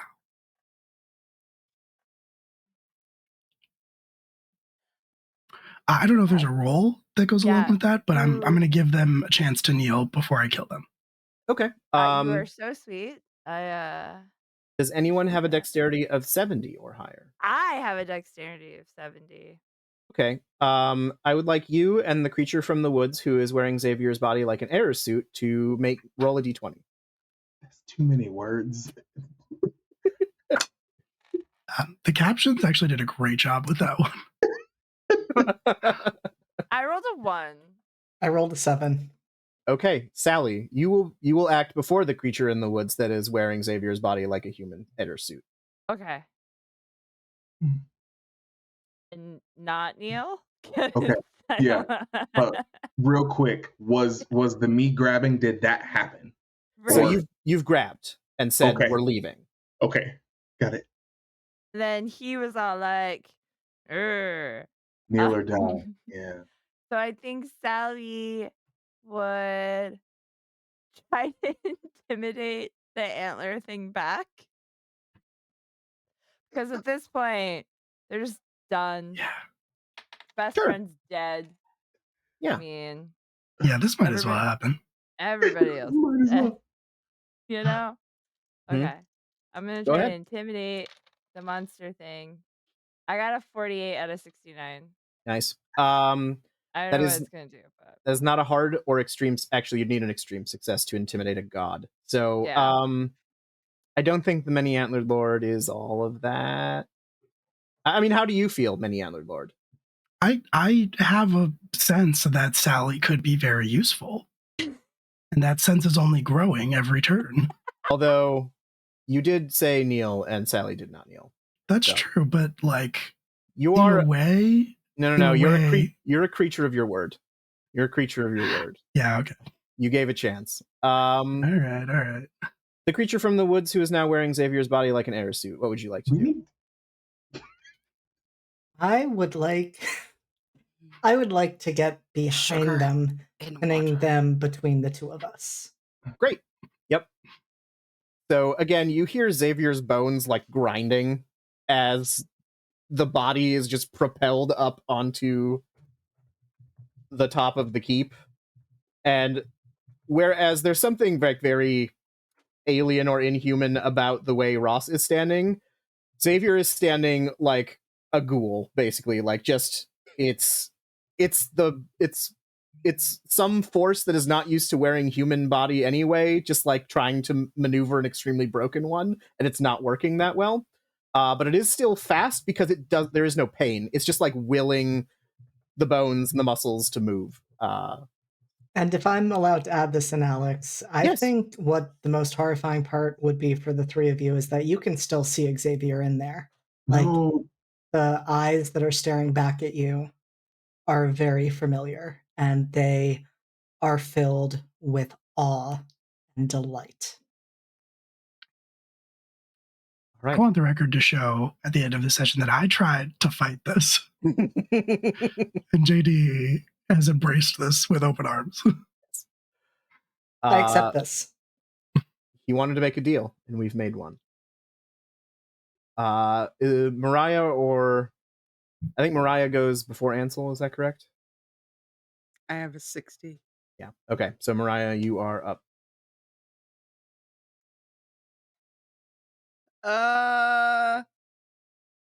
Can I try to persuade this lord to let us go about our business because he already has so many followers ripe for the plucking?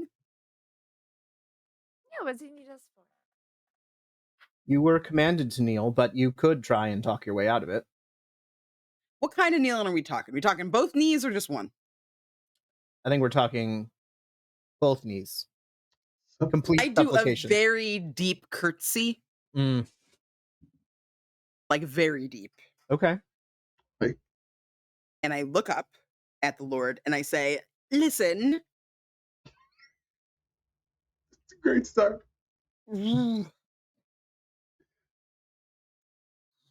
Ro-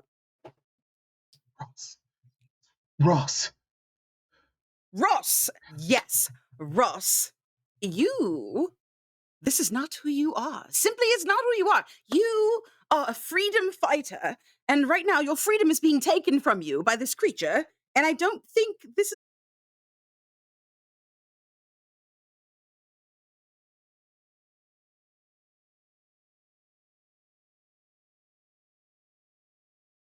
You should pull yourself together, and we should all leave here now, because this is rather embarrassing for you. I would expect nothing less from Xavier, always licking the boot, so to speak.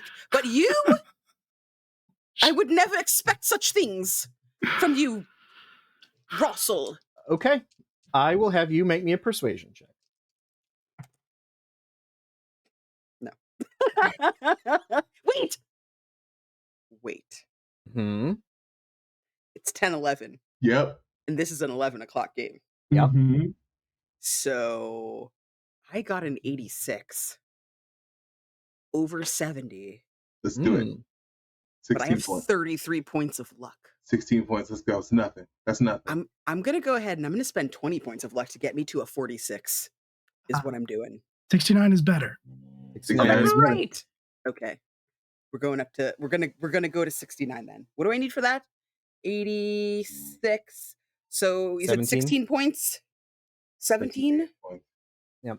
Okay. That's what we're doing. All right. First of all, nice. Nice. Ross, make me a POW check with a bonus dice. Yes. Okay.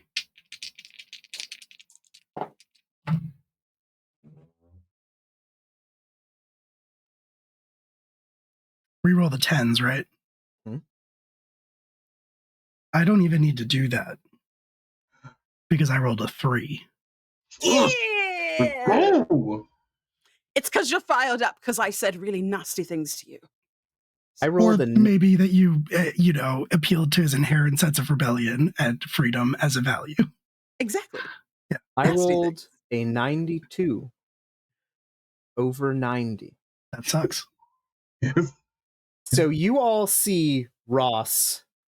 There's some sort of like the many antlered lord seizes up, like his fists clench, and you see antlers just like sprouting out of his fists, Wolverine style. Ew. And he's looking down, and when he looks up again, it's Ross.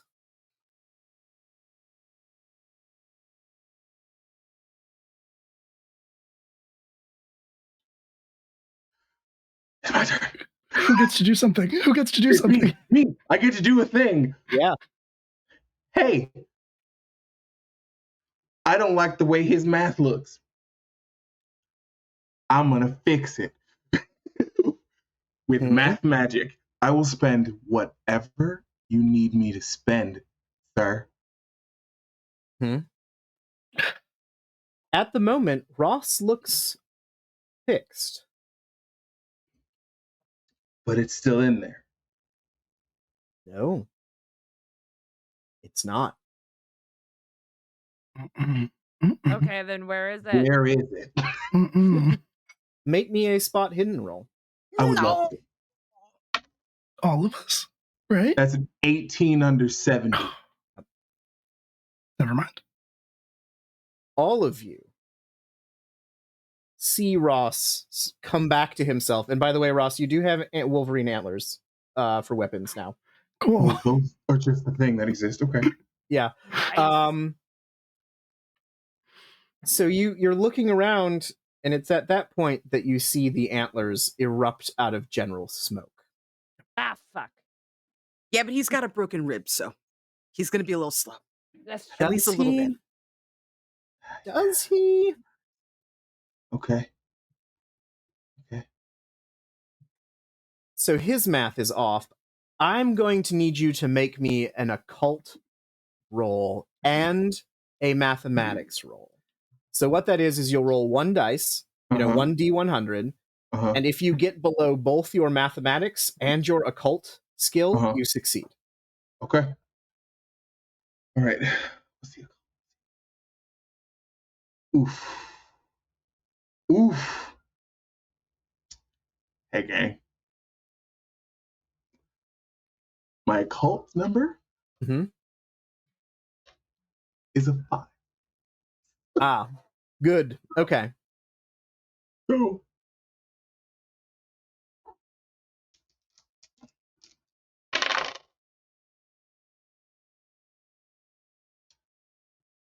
I got a 10. I'm going to spend 6 luck points. Let's fucking go. All right. Let's do it. Oh, fuck. Ansel, Yeah. you are looking at this math, and you realize what exactly you need to do. You need iron, and you need it now. And then you might be able to shackle this thing and put it back where it came from. Put that thing Hey, back where it came isn't there a from. rifle? Point of Or so order. help me. Point of order. You literally took my pistol with magic. Yeah, I sure did. And also, there's a rifle. Oh, I mean iron. Iron. Iron. Not an alloy. You need iron. It is a good thing that you are in an old castle. Hey, Yep. I was going to say, there's parapets in this bitch. There's iron everywhere. There's Yeah. big Okay. spikes sticking up out of the top of this thing. Do we have any around us? Make me a luck roll. Absolutely. Mm-hmm. Bruh. I think I'm going to move my camera for this one. Okay. Okay. Please. Please do.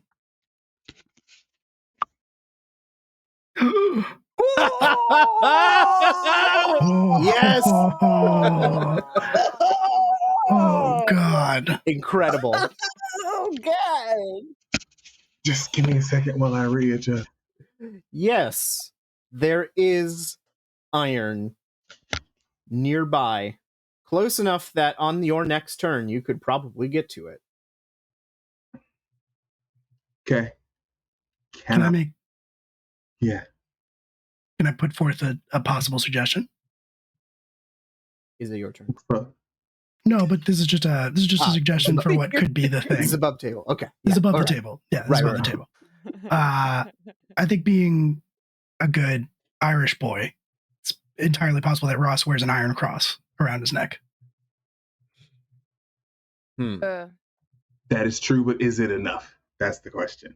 That's a great question. It I'm just didn't putting that out seem- there as a possibility. Even if you did, it doesn't seem to have bothered the many antlered lord when he was inhabiting you. That's fair. So you might need more. Gotcha. But we will go to the top of the round. Oh, hold on. Yes. Ansel is going to kneel. Okay. So General Smoke, now the many antlered lord, looks at the creature from the woods, now wearing Xavier's body like an error suit, and says, "Kill the ones who didn't kneel." And then he is going to also erupt antlers out of his hands, and he is going to punch Sally. Could you make me a dodge roll, please? Or a fighting brawl, whichever is higher.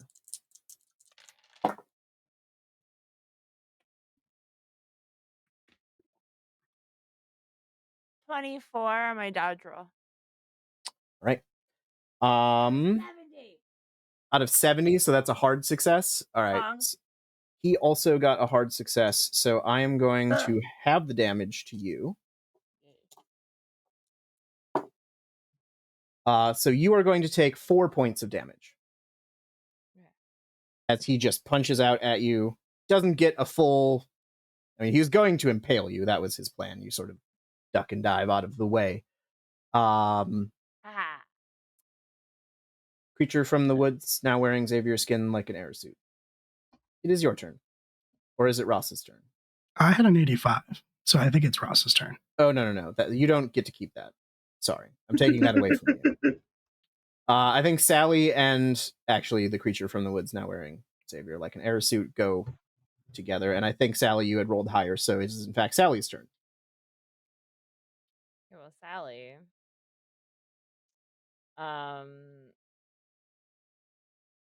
It really wants to try to punch the god, but knows it's probably a bad idea to punch a god back.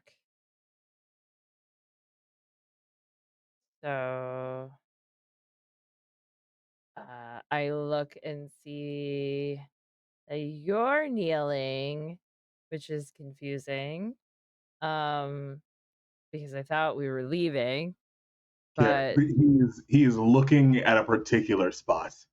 okay.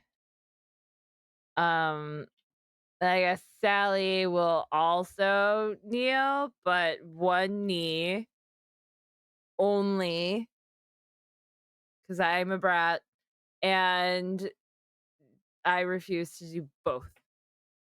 I'll do one, Okay. only because that way I'm just gonna wait. All right. Air suit. Time to kill. I think I have to go for Ross because he just forced the many antlered lord out of his body. I That's didn't very do fair. that. That's very fair. That seems very disrespectful. No one told me to kneel. Incredibly disrespectful. So why don't you make me a fighting brawl check? And Ross, why don't you make me a dodge or a fighting brawl check, whichever is higher. Okay, they're the same. And am I using Xavier's fighting brawl? Please, no. What's my number? What's my number, Alex? Let me confirm what that number is, JD. 6. That number is 85. Cool. That is a 15 under 85. Excellent. How'd you Great. do, Ross? Okay, All right.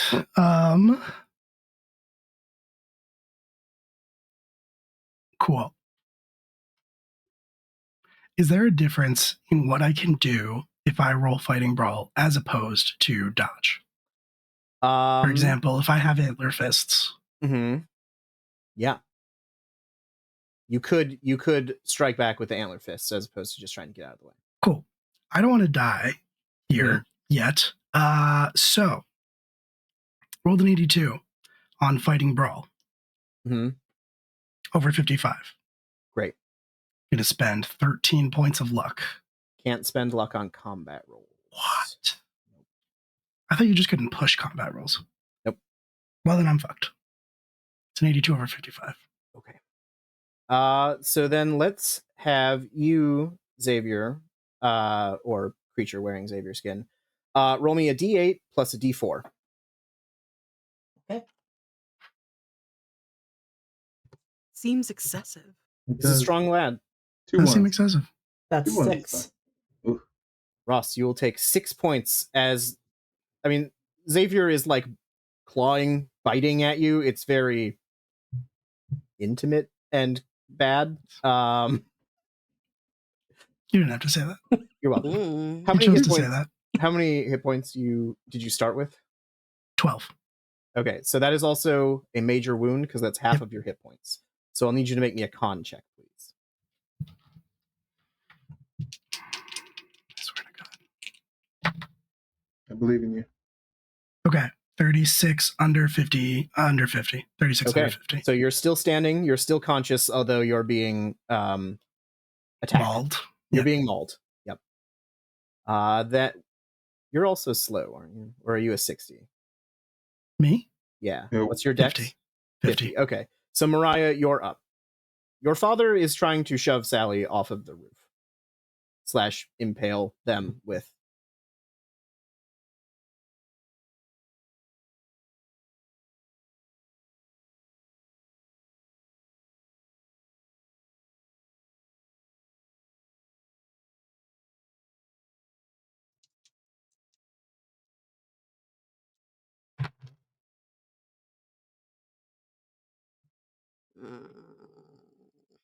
How'd you do?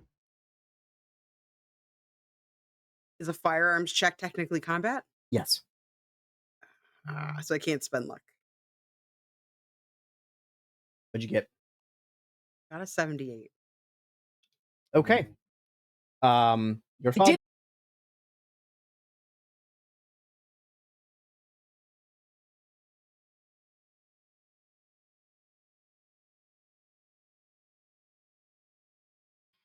Oh no.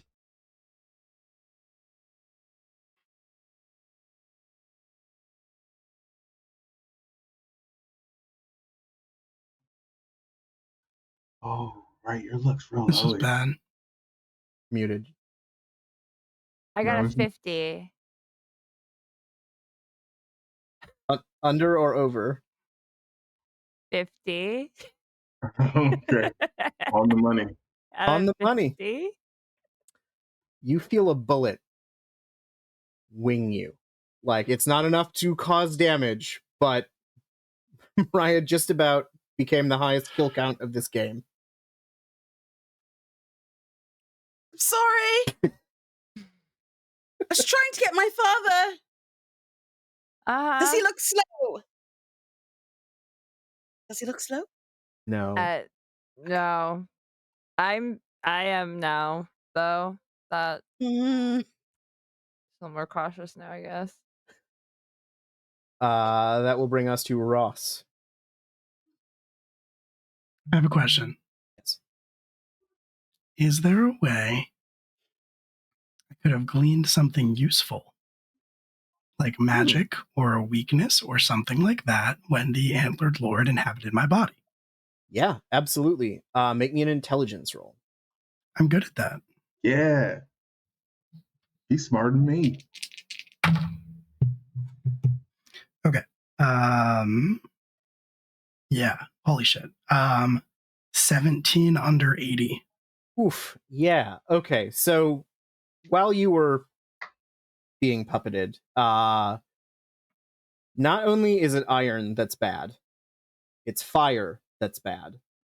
And if it's not that there's a magical weakness, but if you were to play to pride, you may be able to get it to at least pause long enough to give Ansel time to do whatever Ansel is doing. Okay. Play to its pride? Yeah. Okay. And is that the Lord's pride or Xavier's pride? The Lord's pride. Okay, cool. Cool. Xavier doesn't have pride. Xavier has Obedience. yeah, obedience. Amazing. Okay, cool.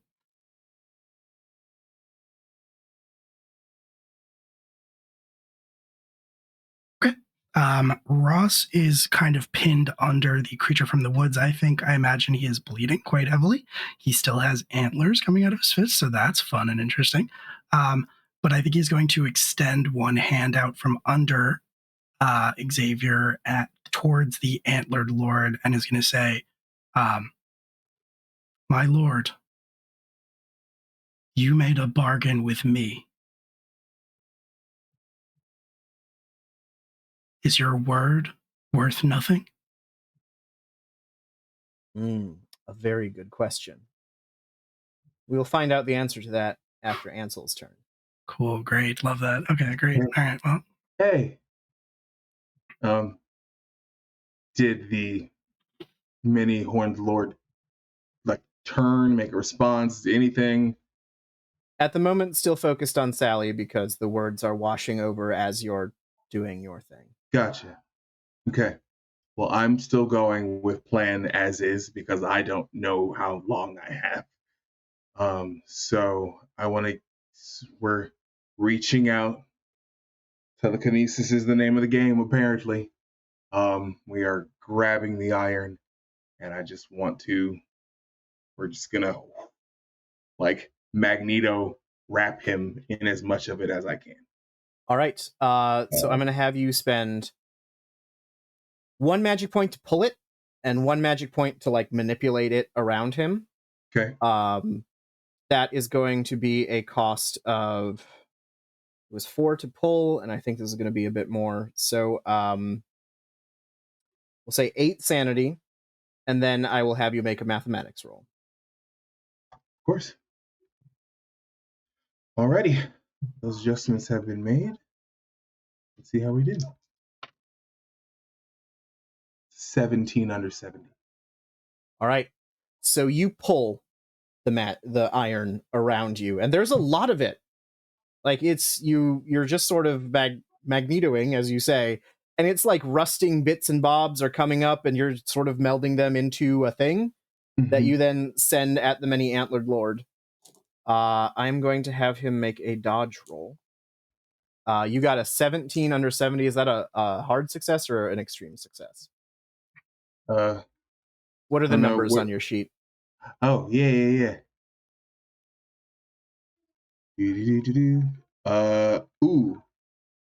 Extreme would be 14. I'll spend 3 luck points. I'm gonna say this is combat, so damn. Well then, yeah, it's just a hard success. Hard success. Okay. Roll the 98, which is in fact not good enough. So my whole body is tight. How tight? So you see all of this iron wrap around the many antlered lord, and General Smoke's body just starts burning. Like he immediately erupts into fire, and there's a scream. It's more of anger than of pain. He's pissed, and like the flesh is burning away, and you're starting to see the creature that is under the skin. At the top of the round, I'm going to have it try and make a strength check to break out. Because you got a hard success on your roll, it's going to need a hard success or an extreme success to succeed. Okay. That is cocked. All right. There's a 47 under 80, which means that is a regular success. Yes. So it continues, like it's struggling, and you see the metal is pushing, like it's ing. At that point, all of the flesh has sort of burned away, and you can see this very fey type creature, like very long face, almost like a horse, big golden eyes. It's got all of these antlers that are just coming out of it now. It's incredibly tall. It's beautiful and terrible to look at. And all of you who are not the thing in the woods that is wearing Xavier's body like an air suit, I need you to make me a sanity roll. Jesus. Fail. Yeah, same. 10 under 35. I've seen cuter. Yeah. Oh, I Jen, you're muted. haven't. I got 13. Those of you who fail are going to take 12 points of sanity damage. I'm fucking sorry. Those of you who succeed will take 6 points of sanity damage. Unacceptable. Yeah. Fun It fact, is- my yeah? sanity and my luck are the same amount. Yay! We love to see it. No, we don't. There is, I think, an incredible compulsion in all of you on seeing this thing to actually kneel if you had not before. So I will have all of you make a POW check. Who are not, not using. I'm fine. I was fine. Do I still have to roll POW? Yeah, even see, like, there is something, like, now that you see the thing that gave this command, there is this. Gotcha. Are there extreme or hard successes on this? No, Or you just- just need a success. Cool. Well, then we're good. Yeah, but I didn't get one of those. So Oh, okay. 42 under 50. I If- got an 81, but I have luck points You could spend luck on this. to make it a 69. Hey. Okay, We'll allow it. I'm gonna do that. I got a 67 over 35, so I'm going to spend 2 luck points. You can't spend luck to go up. Why not? Actually, Yeah, why not? Why not? You're right. You're Why absolutely, not? you're absolutely right. It's fine. So everyone is not kneeling. That's okay. That's good. That means you can actually act in combat. And I Sally, love that. it is your turn. Ross is being mauled by a creature wearing the suit of a work acquaintance, and the many antlered lord is burning but angry.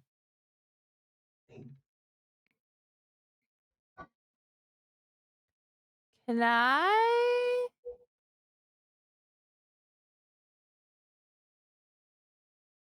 use psychology to Love what trick it's the doing. antler god to thinking that maybe we'll do his bidding, but letting us leave without actually having to promise anything? I'm going to say the fact that one of you has attacked him with iron and magic. I don't think you would know that he is probably not inclined to negotiate at this point. Okay, fine. Sally's gonna jump into the brawl then. Yes. What else am I gonna do? Well, are you attacking the Xavier suit, or are you attacking the antlered lord? The Antler Lord is on fire. Not the antler lord, because I have to punch it. So I don't want to punch right. something that's on fire. I'm so sorry. So go ahead It's and make fine. me a fighting brawl check. Don't apologize to him. Hey, Did you see how happy he is about this? Xavier, also make me a fighting brawl check. I got a 70 over 60. I got a 31 under 85. Okay. I tried. Tried, y'all. Roll You me did, a I D8 appreciate and a that. D4, Xavier. 9. So, Sally, you go to punch the thing that is attacking Ross, and it is so fast, way faster than you thought. It catches your hand and just squeezes, and all of the bones in your hand break. You take 9 points of damage. What does that leave you Can't. with? I have 7. Sally Oh. dies. Crushed. Make me... From hand holding? No. So it's not just that the hand crushes Sally's hand. it then punches and just punches through Sally's sternum. Just like boom. Like Temple of Doom style. Yeah. Temple of Doom Okay. style. That's the way for her to go down. Blood erupts everywhere, and Xavier, you pull your arm out, look at it, and then go back to assaulting Ross on the ground. Sorry, Sally. That's okay. Me and Peggy can hang out again. That's true. It's you true. and Peggy can hang out again. I'll still Xavier, haunt you guys. Xavier, you have attacks to do on Ross. I do. Yeah. I do. Unless Unless your lord is burning. Your lord is on fire. Just I don't know. you have not received a new command. I will have you, if you want, because your lord is burning and upset, although you have not been specifically directed, I will have you make a POW check to see if you continue following orders or if you go to help. Is that acceptable to your brain? So I will say, I'm good with that. Let's do that. I mean, I'm curious what the other thought was. Okay, so first of all, that is an 8 under 55. Okay. For POW. I am debating whether I'm going to continue attacking Ross or if I'm going to go after my former roommate. Oh, that is a good Since he point. is the one metal bending.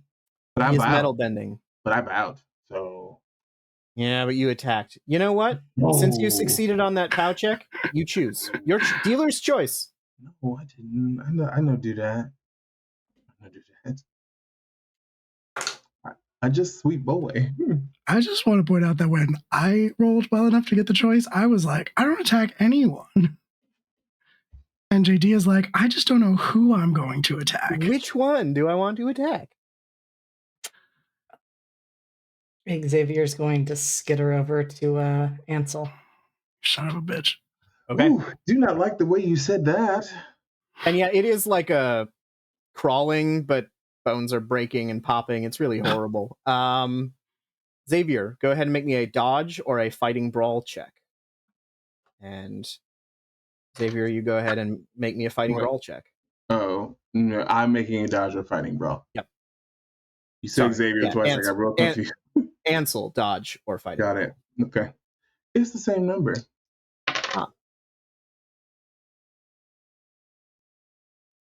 I got a 25 out of 25. Meets it, beats it. That's a success.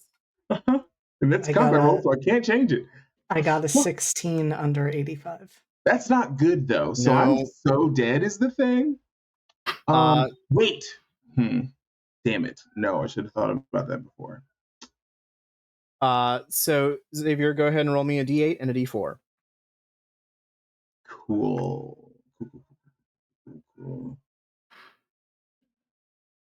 It's a 10. Okay, do you want to narrate it or shall I? I'm gonna let you narrate it. I've done more than enough. Okay. So Xavier, you are too focused on holding the metal bending together. I'm Ansel. Ansel, oh my god, I'm so sorry. Ansel, you are so focused on holding the metal bending together that you see this creature come up at you, and you're just a little too slow because it's a fist that goes into the side of your knee, which pops it, and you go down, and then it is on you, and it's ripping and tearing. Blood is flying everywhere. It gets a throat and just rips it out. And that's it. Lost Candace. You got so good it hit Candace. Candace was like, I'm out. Yeah. Candace was like, that's quite enough. Yeah, we're done here. We're done here. None of that. I should have asked you if I could do math magic about it, and that makes me sad. Actually, since we're here, I'd allow it. I'm fine with that. I'm fine to retcon that. Okay. All right. So magic point. Spend some sanity. And are you just trying to like push, or what are you trying to do? I'm trying, like, I want to see this through. I'm trying to, even if I don't make it, I want to make sure that gets locked away. So I'm trying, even if I only get a couple more seconds, I'm trying to mitigate the damage that is going to happen to me. Okay. So go ahead and make me a mathemagic roll as a defense. Okay. Xavier, you still got a hard success, correct on that? So you will need a hard success or an extreme success. Okay. All right.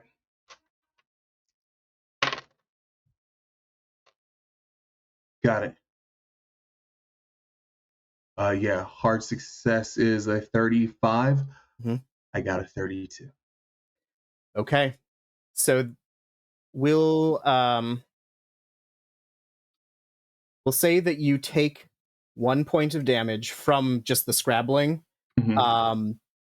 You are still, you're like keeping it at bay and maintaining the metal bending.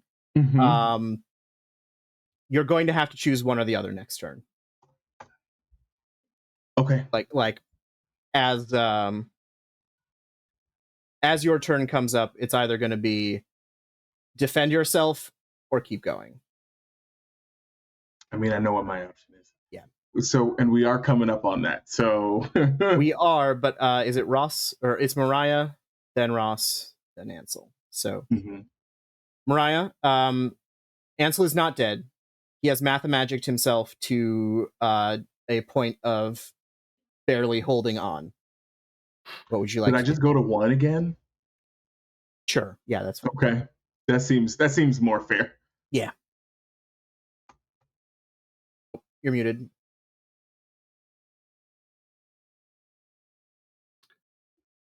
No. No, can't hear you. Mm-mm. Let me see real quick.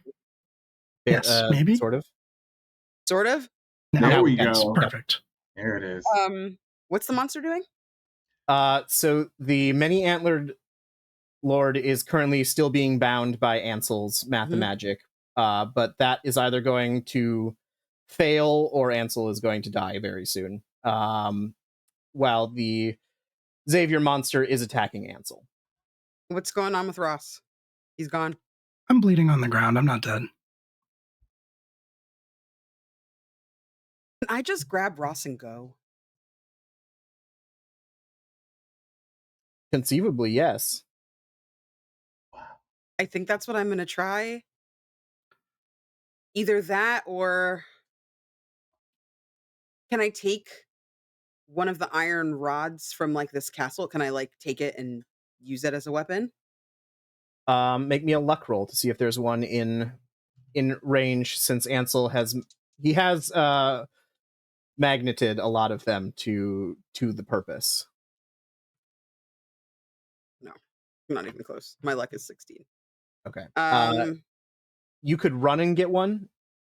Or actually, here's what I'll say. There's still metal being pulled from this spell, so there are bits and bobs like kind of flying up. So you could try and grab one. I would need a dex check to see if you succeed. Okay. Like, I don't want to leave Ansel knowing that he's like still medium okay or slightly okay, but at the same time, if this is a losing battle, are we all dying tonight or? Oh, that is a 24 under 60 for dex. Okay, so you actually are able to grab a iron rod as it flies up towards the sort of mathemagic spell. Okay. I'd like to try to plunge it into this thing's heart. The many antlered lord or the Xavier beast? The Xavier beast is attacking Ansel. Correct. Xavier beast. Okay. Xavier beast, go ahead and roll me a dodge check since you are currently focused on Ansel.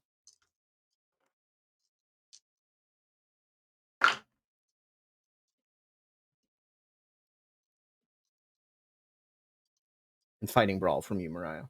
I'm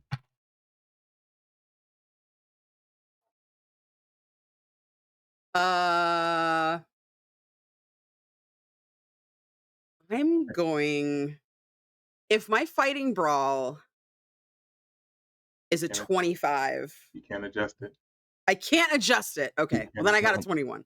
I was gonna say, can I make it really low and make it a great Okay. success? That's still a success. Xavier Beast, what did you get? I got a 14 under 27. Damn. Assuming Okay. that's still my dodge. Yes. Well, no. Your dodge is much higher. So you try and spear him, but he's moving very weirdly and fast.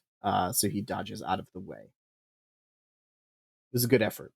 Ross, you are up. All right.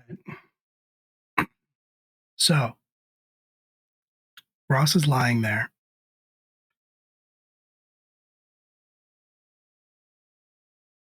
There are a couple different ways I could think to justify this.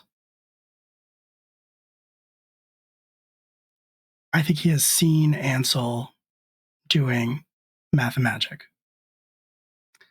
Ross is also very good at math. I don't think his brain is necessarily wired the same way that Ansel's is to be naturally good at this, but I think it could be a thing that he could do. The other option is to draw on some kind of last vestige of power left behind by when he was occupied by the many-antlered lord. I would like to use one of those two things, spend MP, sanity, what have you, to do the thing that I have in mind. I'd say there are certainly vestiges of the many antlered lord's power in you. They're Fantastic. dissipating as we speak, but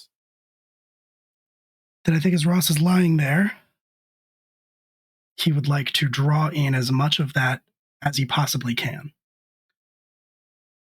And in the illusion that the many-antlered lord made us see, I had the bomb that's correct. that I was meant to plant in the general's office. And I would like to use the last vestiges of the magic left behind and my intelligence, engineering ability as someone who has made a lot of bombs to give that form and shape. Excellent. Yeah. So that is, we'll say that is, we'll call it 2 magic points and 5 sanity, and then you'll make your engineering roll. All right.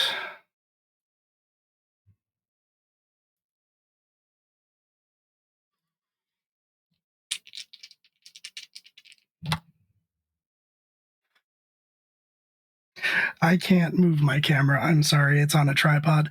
That is a 6 under 51. The bomb simply manifests in your hands. And not only is it, like a timer countdown that you can set, but some of the iron that is surrounding you was pulled into the bomb as you coalesced it into existence. If I can. I would Ross. say that was your action, but yeah, you Okay. could go ahead and were you then going to bomb, I assume? Basically, yeah. Set it up at least with the idea that like it's on a timer. I will say putting it on a timer and tossing it would not be an action. Like sort of like setting it up would be, but if you're just like crank it and throw, that's fine. Since I created it out of magic, my thought was that it might already be on a timer. Oh, yeah, absolutely. Like, the timer might already be running as I created it. How many seconds do you want? like 10. Okay, you've got him, which means everyone has 1 round. Yeah. And I think Ross is going to say quietly, maybe, I mean, as loudly as he can, he is bleeding out on the ground. He has 4 hit points left. He is not getting out of here. And he realizes that he is actually, I think, not even strong enough to throw it. He is going to slide it across the stones as close to equidistant between Xavier and the many-antlered lord as he can. And so quietly that probably no one else can hear it, he's going to say, I'm sorry. Right. Ansel, you see this thing slide over there, and you see Ross sort of slumped to the ground. You see the Xavier beast getting ready to tear you limb from limb. What would you like to do? I think in this moment, he's been seeing nothing but the equations. His own equation unraveling as the beast above him starts to tear him apart. But he's still holding out hope that he can see it to the end to find the solution. And then, like he has many times before, Ross has finished the equation for him. So I think with the last bit of effort, because Ansel is very tired, I think he is going to take the bomb, use the mathemagic to shove it into the beast's chest,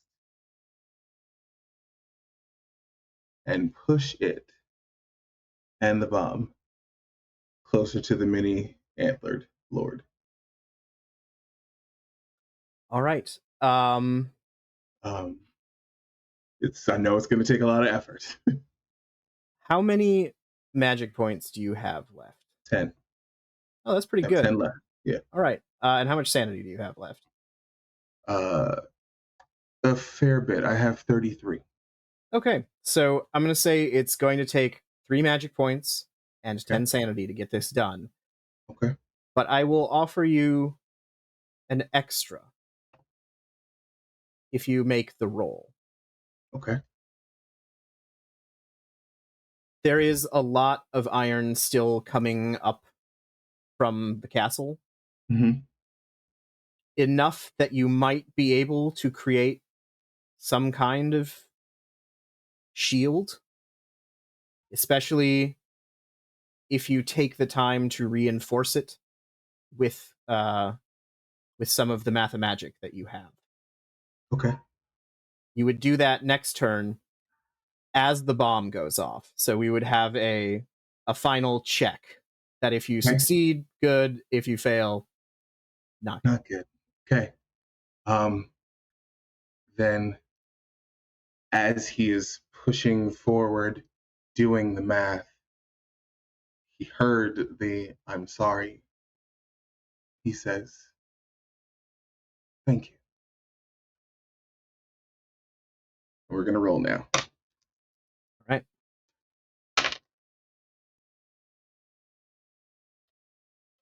Would you consider this a combat roll?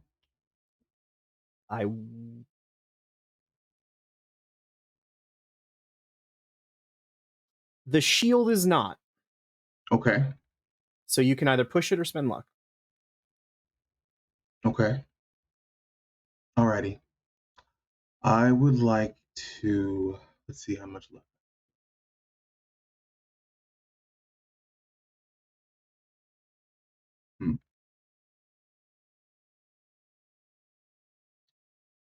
I'm going to spend 17 luck points. Yeah. Wait, hold on. No, not enough. 27. A lot. I'm going to spend 27, which will put me at a 14, which is an extreme. All right. success. So, as the bomb detonates, Ross and Mariah, you see the flash of the bomb. And in that moment, you can really only expect, well, this is it. But then there's something in front of you, and you hear pinging, and you feel heat reverberating off of it. But you are not consumed in an inferno. As the smoke clears, Ansel and Ross and Mariah, you are still conscious. The many antlered lord is gone. And I'm sorry, creature from the woods, who is wearing Xavier's skin like an air suit. You are also caught, and it's the iron that gets you. It's not the explosion, but it's the iron. And your consciousness, which has been around for thousands of years, the last thing you see is a very broken and battered Ansel standing over you, triumphantly, or at least victoriously. Not triumphant. It's a victory. It's not an easy one. We brought home the dub, but at what cost? And I think Mariah was to like just grab Ansel and like they're not very strong, but just kind of bring him to the ground next to Ross and just like, take a minute. I mean, he's got that. It's that 1-2. You're grabbing him as he's going down because he is out. He spent a lot of magical energy that he wasn't even aware he had until today. And of course, at 1 hit point. So the boy's tired. He's going to take a little nap. As you lay Ansel down next to Ross, Ross will extend one like shaking hand out. I guess still with fucking antlers growing out of it. no, those fall Cool. off as the many Cool. antlered lord dissipates. Love that for me. Sort of extend one shaking, now normal hand out towards Ansel in like a clasp, just for you to take his hand. I mean, his hand is out for you to take. He's holding on to consciousness by like this much. I think the last thing Ansel would hear then, Ross is going to sort of like put his other hand on the other side of Ansel's hand and say that same phrase in Gaelic again that he said when he leveled the gun. Brotherhood above all else. All right, well, as our camera moves off of this rooftop, how does everyone feel about a quick sort of thoughts on what your character does from here? And then we will see what Ghost Sally and Ghost Xavier will be getting up to now that they have eternity to spend being ghosts. Shall we go alphabetically? Candace, would you like to tell us where Mariah goes from here, maybe? Yeah, Mariah decides that she needs to change some shit. Um, I think she writes a long letter to her mom overseas and is like, "Don't come home. I'll come to you. I can't stay here. I don't know if I'm going to go back to America and go to school there or just fuck off and discover my life and maybe go on tour with you just to feel safe." But he's not a peach, and I think for a long time I thought you were running from me, but I realized you were probably running from him. Um, I think she gives away or sells everything in her room except Daffodil, like her cat. And I think Ansel and Ross get letters, and she never really messes up Ross's name again. I'm glad to hear that. your mother is very happy to see you. And the reunion is one of a weight that has been lifted off of the both of you. And I think Mariah's real victory in all this is coming to know herself and her mother as people, and really developing stronger bonds. So happy to see that growth from Mariah. I'm going to do living first. I'm sorry if that is discriminatory against the dead, but Ansel, you. Where do we think Ansel goes from here? I think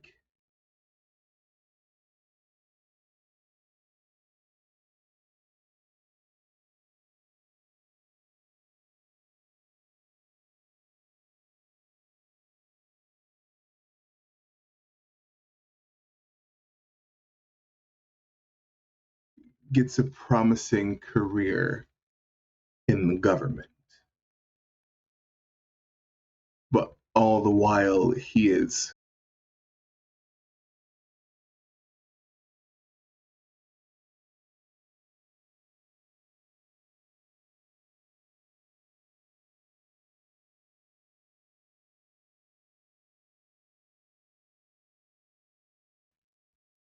also involved.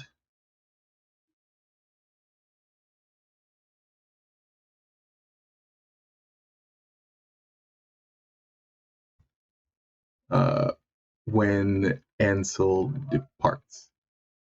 Like with, military.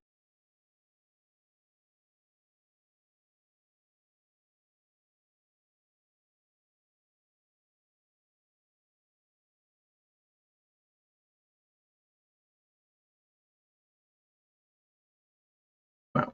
So that he's singularly minded.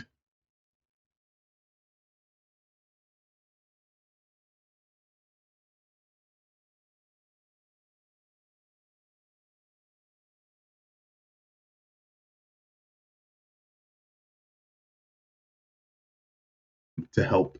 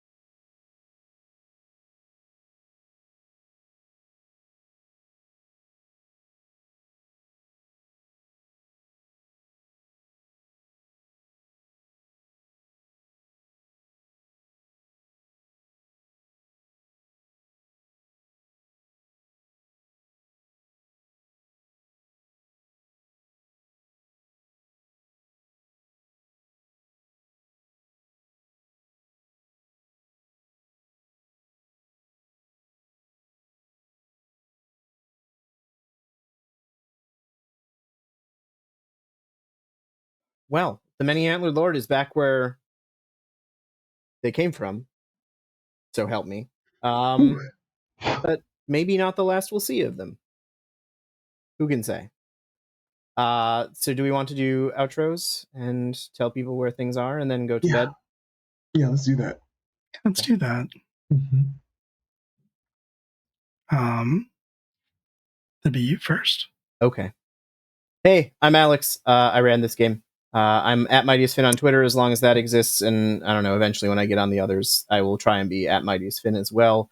I write games in the backwater, or backwards, TTRPG universe. I'm sorry. It's been a long day.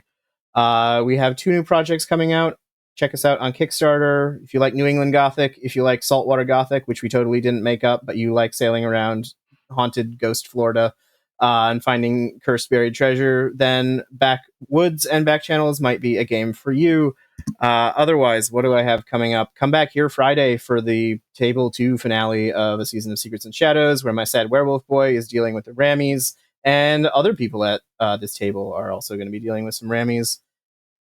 And then we got Cold Iron on Tuesday. We're actually playing Cold Iron on Tuesday. We've been talking about this for months, but that's our Changeling Lost game set in the alternate Soviet Union, where the fairy courts are ruled or are in charge. So that's going to be fun.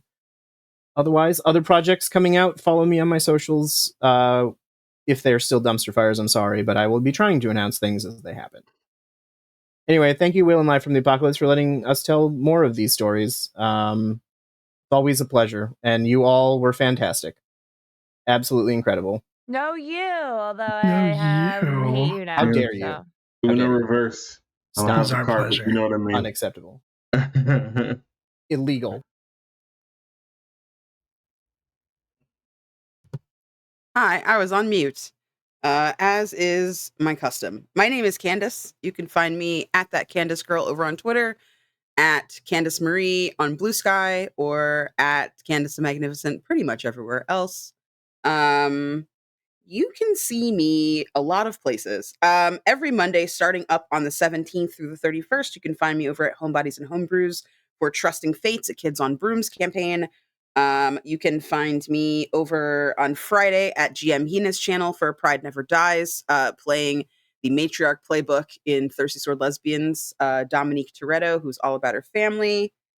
You can find me coming up. I will be joining on the 22nd will be my first episode of What We Do in the Shallows. I am new to that cast. I'm having session 0 this Saturday. So if you like queer pirate stuff, come on by. And then if you're interested in seeing more of me doing horror stuff, head to the Crossroads YouTube channel, because I was also in the game that premiered tonight, the 3rd episode of Monster Hunters Club Through the Looking Glass. If you like scary Alice in Wonderland nonsense, like American McGee's Alice, bringing it full circle. All of you guys, back talk. We were talking about that before we came on tonight. Yeah, if you like that, please definitely check that out. Carrie is fantastic, and everybody needs a little Savage Worlds in their lives. True. And don't forget to vote for the Ennies. They will be releasing Ennies nominations, I believe this Friday they will come out. You will have 1 month to vote for all of your favorites. So please do that. Sure will. JD? Hi, I'm JD. Tonight I was Xavier and the creature wearing Xavier. It's fine. It was fine. Like a something suit? Like an air suit. Like an air suit. Air suit. Mm-hmm. I'm so sorry that I killed you, Sally. I do genuinely regret it. And you almost killed me. You I just tried to kill you enjoyed it first, too much. So Yeah. to be fair. Usually I don't do things like this. I feel like that's important to highlight. I don't usually murder my fellow players, except for that one time that I did, but it was in Locust and it was one time. So, Okay. It doesn't count. Yeah, but then it was this two is time. starting to be a pattern. Right. Yeah. What are the things you do? I do bone magic and it's fine and it's normal and I ride horses. On any Which is games all in particular or anything that you want to talk about that you might be involved in? Yes, I have a lot going on. Tomorrow I will be back, not here. I will be with the Lost Caravan playing Cult, because doing back-to-back horror games is a great life decision. I will be running a season of Secrets and Shadows, which we will be bringing the first season to an end. Do we have a second season? I don't know. Follow us to find out. I will be back with Lost Caravan for our Nova Season 1 finale on Saturday, and then I will be back here for Academy H on Sunday. I will then be with Tales from the Table Studios for SCP, A Crumbling Foundation Monday, and then I will be here for Cold Iron, and then I will be running Table 2 of this game, and we will see what happens 100 years later. I will also then be running Redacted, which is the psychological horror game that I created and Powered by the Apocalypse on Thursday. And then Friday, to round things out, I will be playing in The Kingdom Come. And I will be off the 15th and 16th. So don't at me. Because you sleep You a normal literally- amount.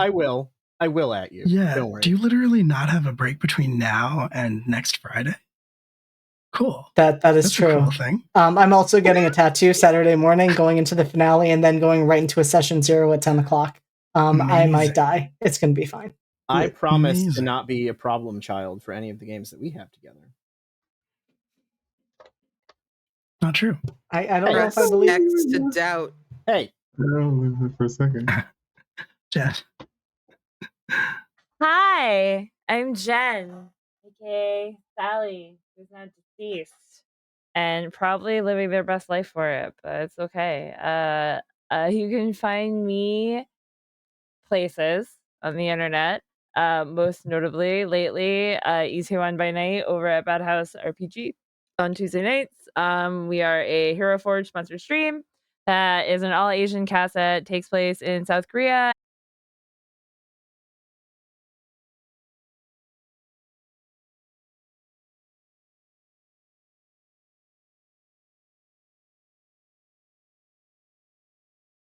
Chaos. Come hang out. And then I'm gonna be also in Emerald Templars coming up. Weekend after next. They start this weekend, but I have a different thing that I have to do, and then I'm gonna jump in after that, and then stuff places. Oh, we got a thing on We've got Sunday. a thing, and I'm here like, we're not doing anything. It's fine. So we're gonna be on Tales of the Tavern with me, Candace, Kay Dampier, David Tilsta, and B. Dave Walters over on Gamer Mom Luna's channel, and we're gonna be rounding out the charity event that Gamer Mom Luna is doing. So if you want to come Extra hang life. out with Extra Life, that's what it is. So if you want to come hang out with some cool people while we do whatever we're doing, because I don't know what we're doing, we're gonna do that on Sunday. So yay! And that's all I have, I think, right now, maybe. So Oh, hey, it's my turn. Hello. I am Q. You can find me on the internet at midnight_INQ. Q is my name. I'm sure you get it.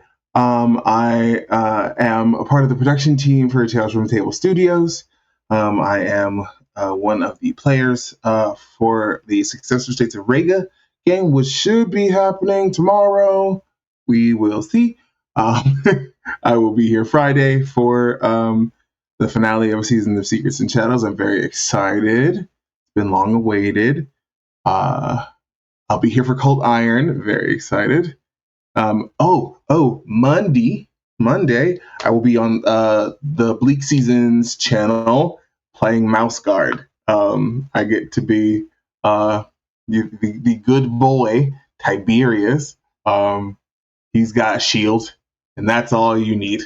Let's see. I'll be here for Redacted, and there is another project in the works. It's not ready yet, but we're getting there. You'll find that one on Tales from the Table. Yeah, and then podcast is still out. We're still on break. Don't at me. I think other than that, just having a great time. I was Ansel. He lived. My goodness. By the hair on his chin. My goodness. Incredible time. Thank you so much. I'm done now. Absolutely incredible. So Monday you get to play an actual good boy, and then Tuesday you get to play a fake good boy who's actually a monster. No. Like a boy. A good Mhm. boy, Oh. a sweet baby angel, Misha is a sweet baby angel. an artist. Yes, a content creator. Hi, my name is Will. I'm in danger. If you want to see that play out on Tuesday, check out Cold Iron, where I am a good person in that game, and no one else is. Everybody is going to destroy me, especially Alex. Alex will especially be trying to destroy me, I'm sure. Other than that, you can mostly find me here. I do a lot of shit. New episode of Academy H dropped on Sunday. There will be another one coming out this Sunday. It's going to be a really good one where our friend Corey from Class Reunion guest starred. So check that out. It's going to be really, really good. I will not be back until Sunday when we are recording more Academy H, and I won't be anywhere else either. I'll be back for Cold Iron on Tuesday, and then I will not be around for another stretch of time. This wraps up a lot of my current projects. So yeah, that's really all I got going on. There's a social media handle somewhere at Will M Scream pretty much everywhere except for Blue Sky, where I have not gotten that link yet, which is fine, honestly. Other than that, I think we're just going to say goodnight. We're going to raid our friends over at Nat 20 Productions. They're streaming their Pathfinder game that has been going on for God knows how long. So if you want to come along and say hi, please do so. There are a bunch of social media things in the chat if that's your thing. There's also a link to the Discord if you'd like to join that. It's a great place full of great people, and we would love to have you be a part of it. I want to say thank you so much to Alex for running this amazing game, and for both Alex and JD for putting together this amazing idea and then implementing it. Check out Harvest Echoes next Wednesday. I know I will be. I'm very excited to see the Rammies of our Rammies. The find out of our fucking around. Yes, sir. Yeah. It's going to be fantastic and amazing. Thank you both so much for this. Thank you, everybody who played in this. Thank you to everybody who hung out and watched and donated. We're going to disappear for a second, but then we're going to hop over to Nat 20 Productions. There are 2 raid messages in the chat. If you haven't been subscribed, you can grab the first one. If not, feel free to grab the second one with the raccoons. But either way, come along, say hi, be friendly. And I think that is going to do it for us here. So, say good night, everybody. Good night, everybody. Good night.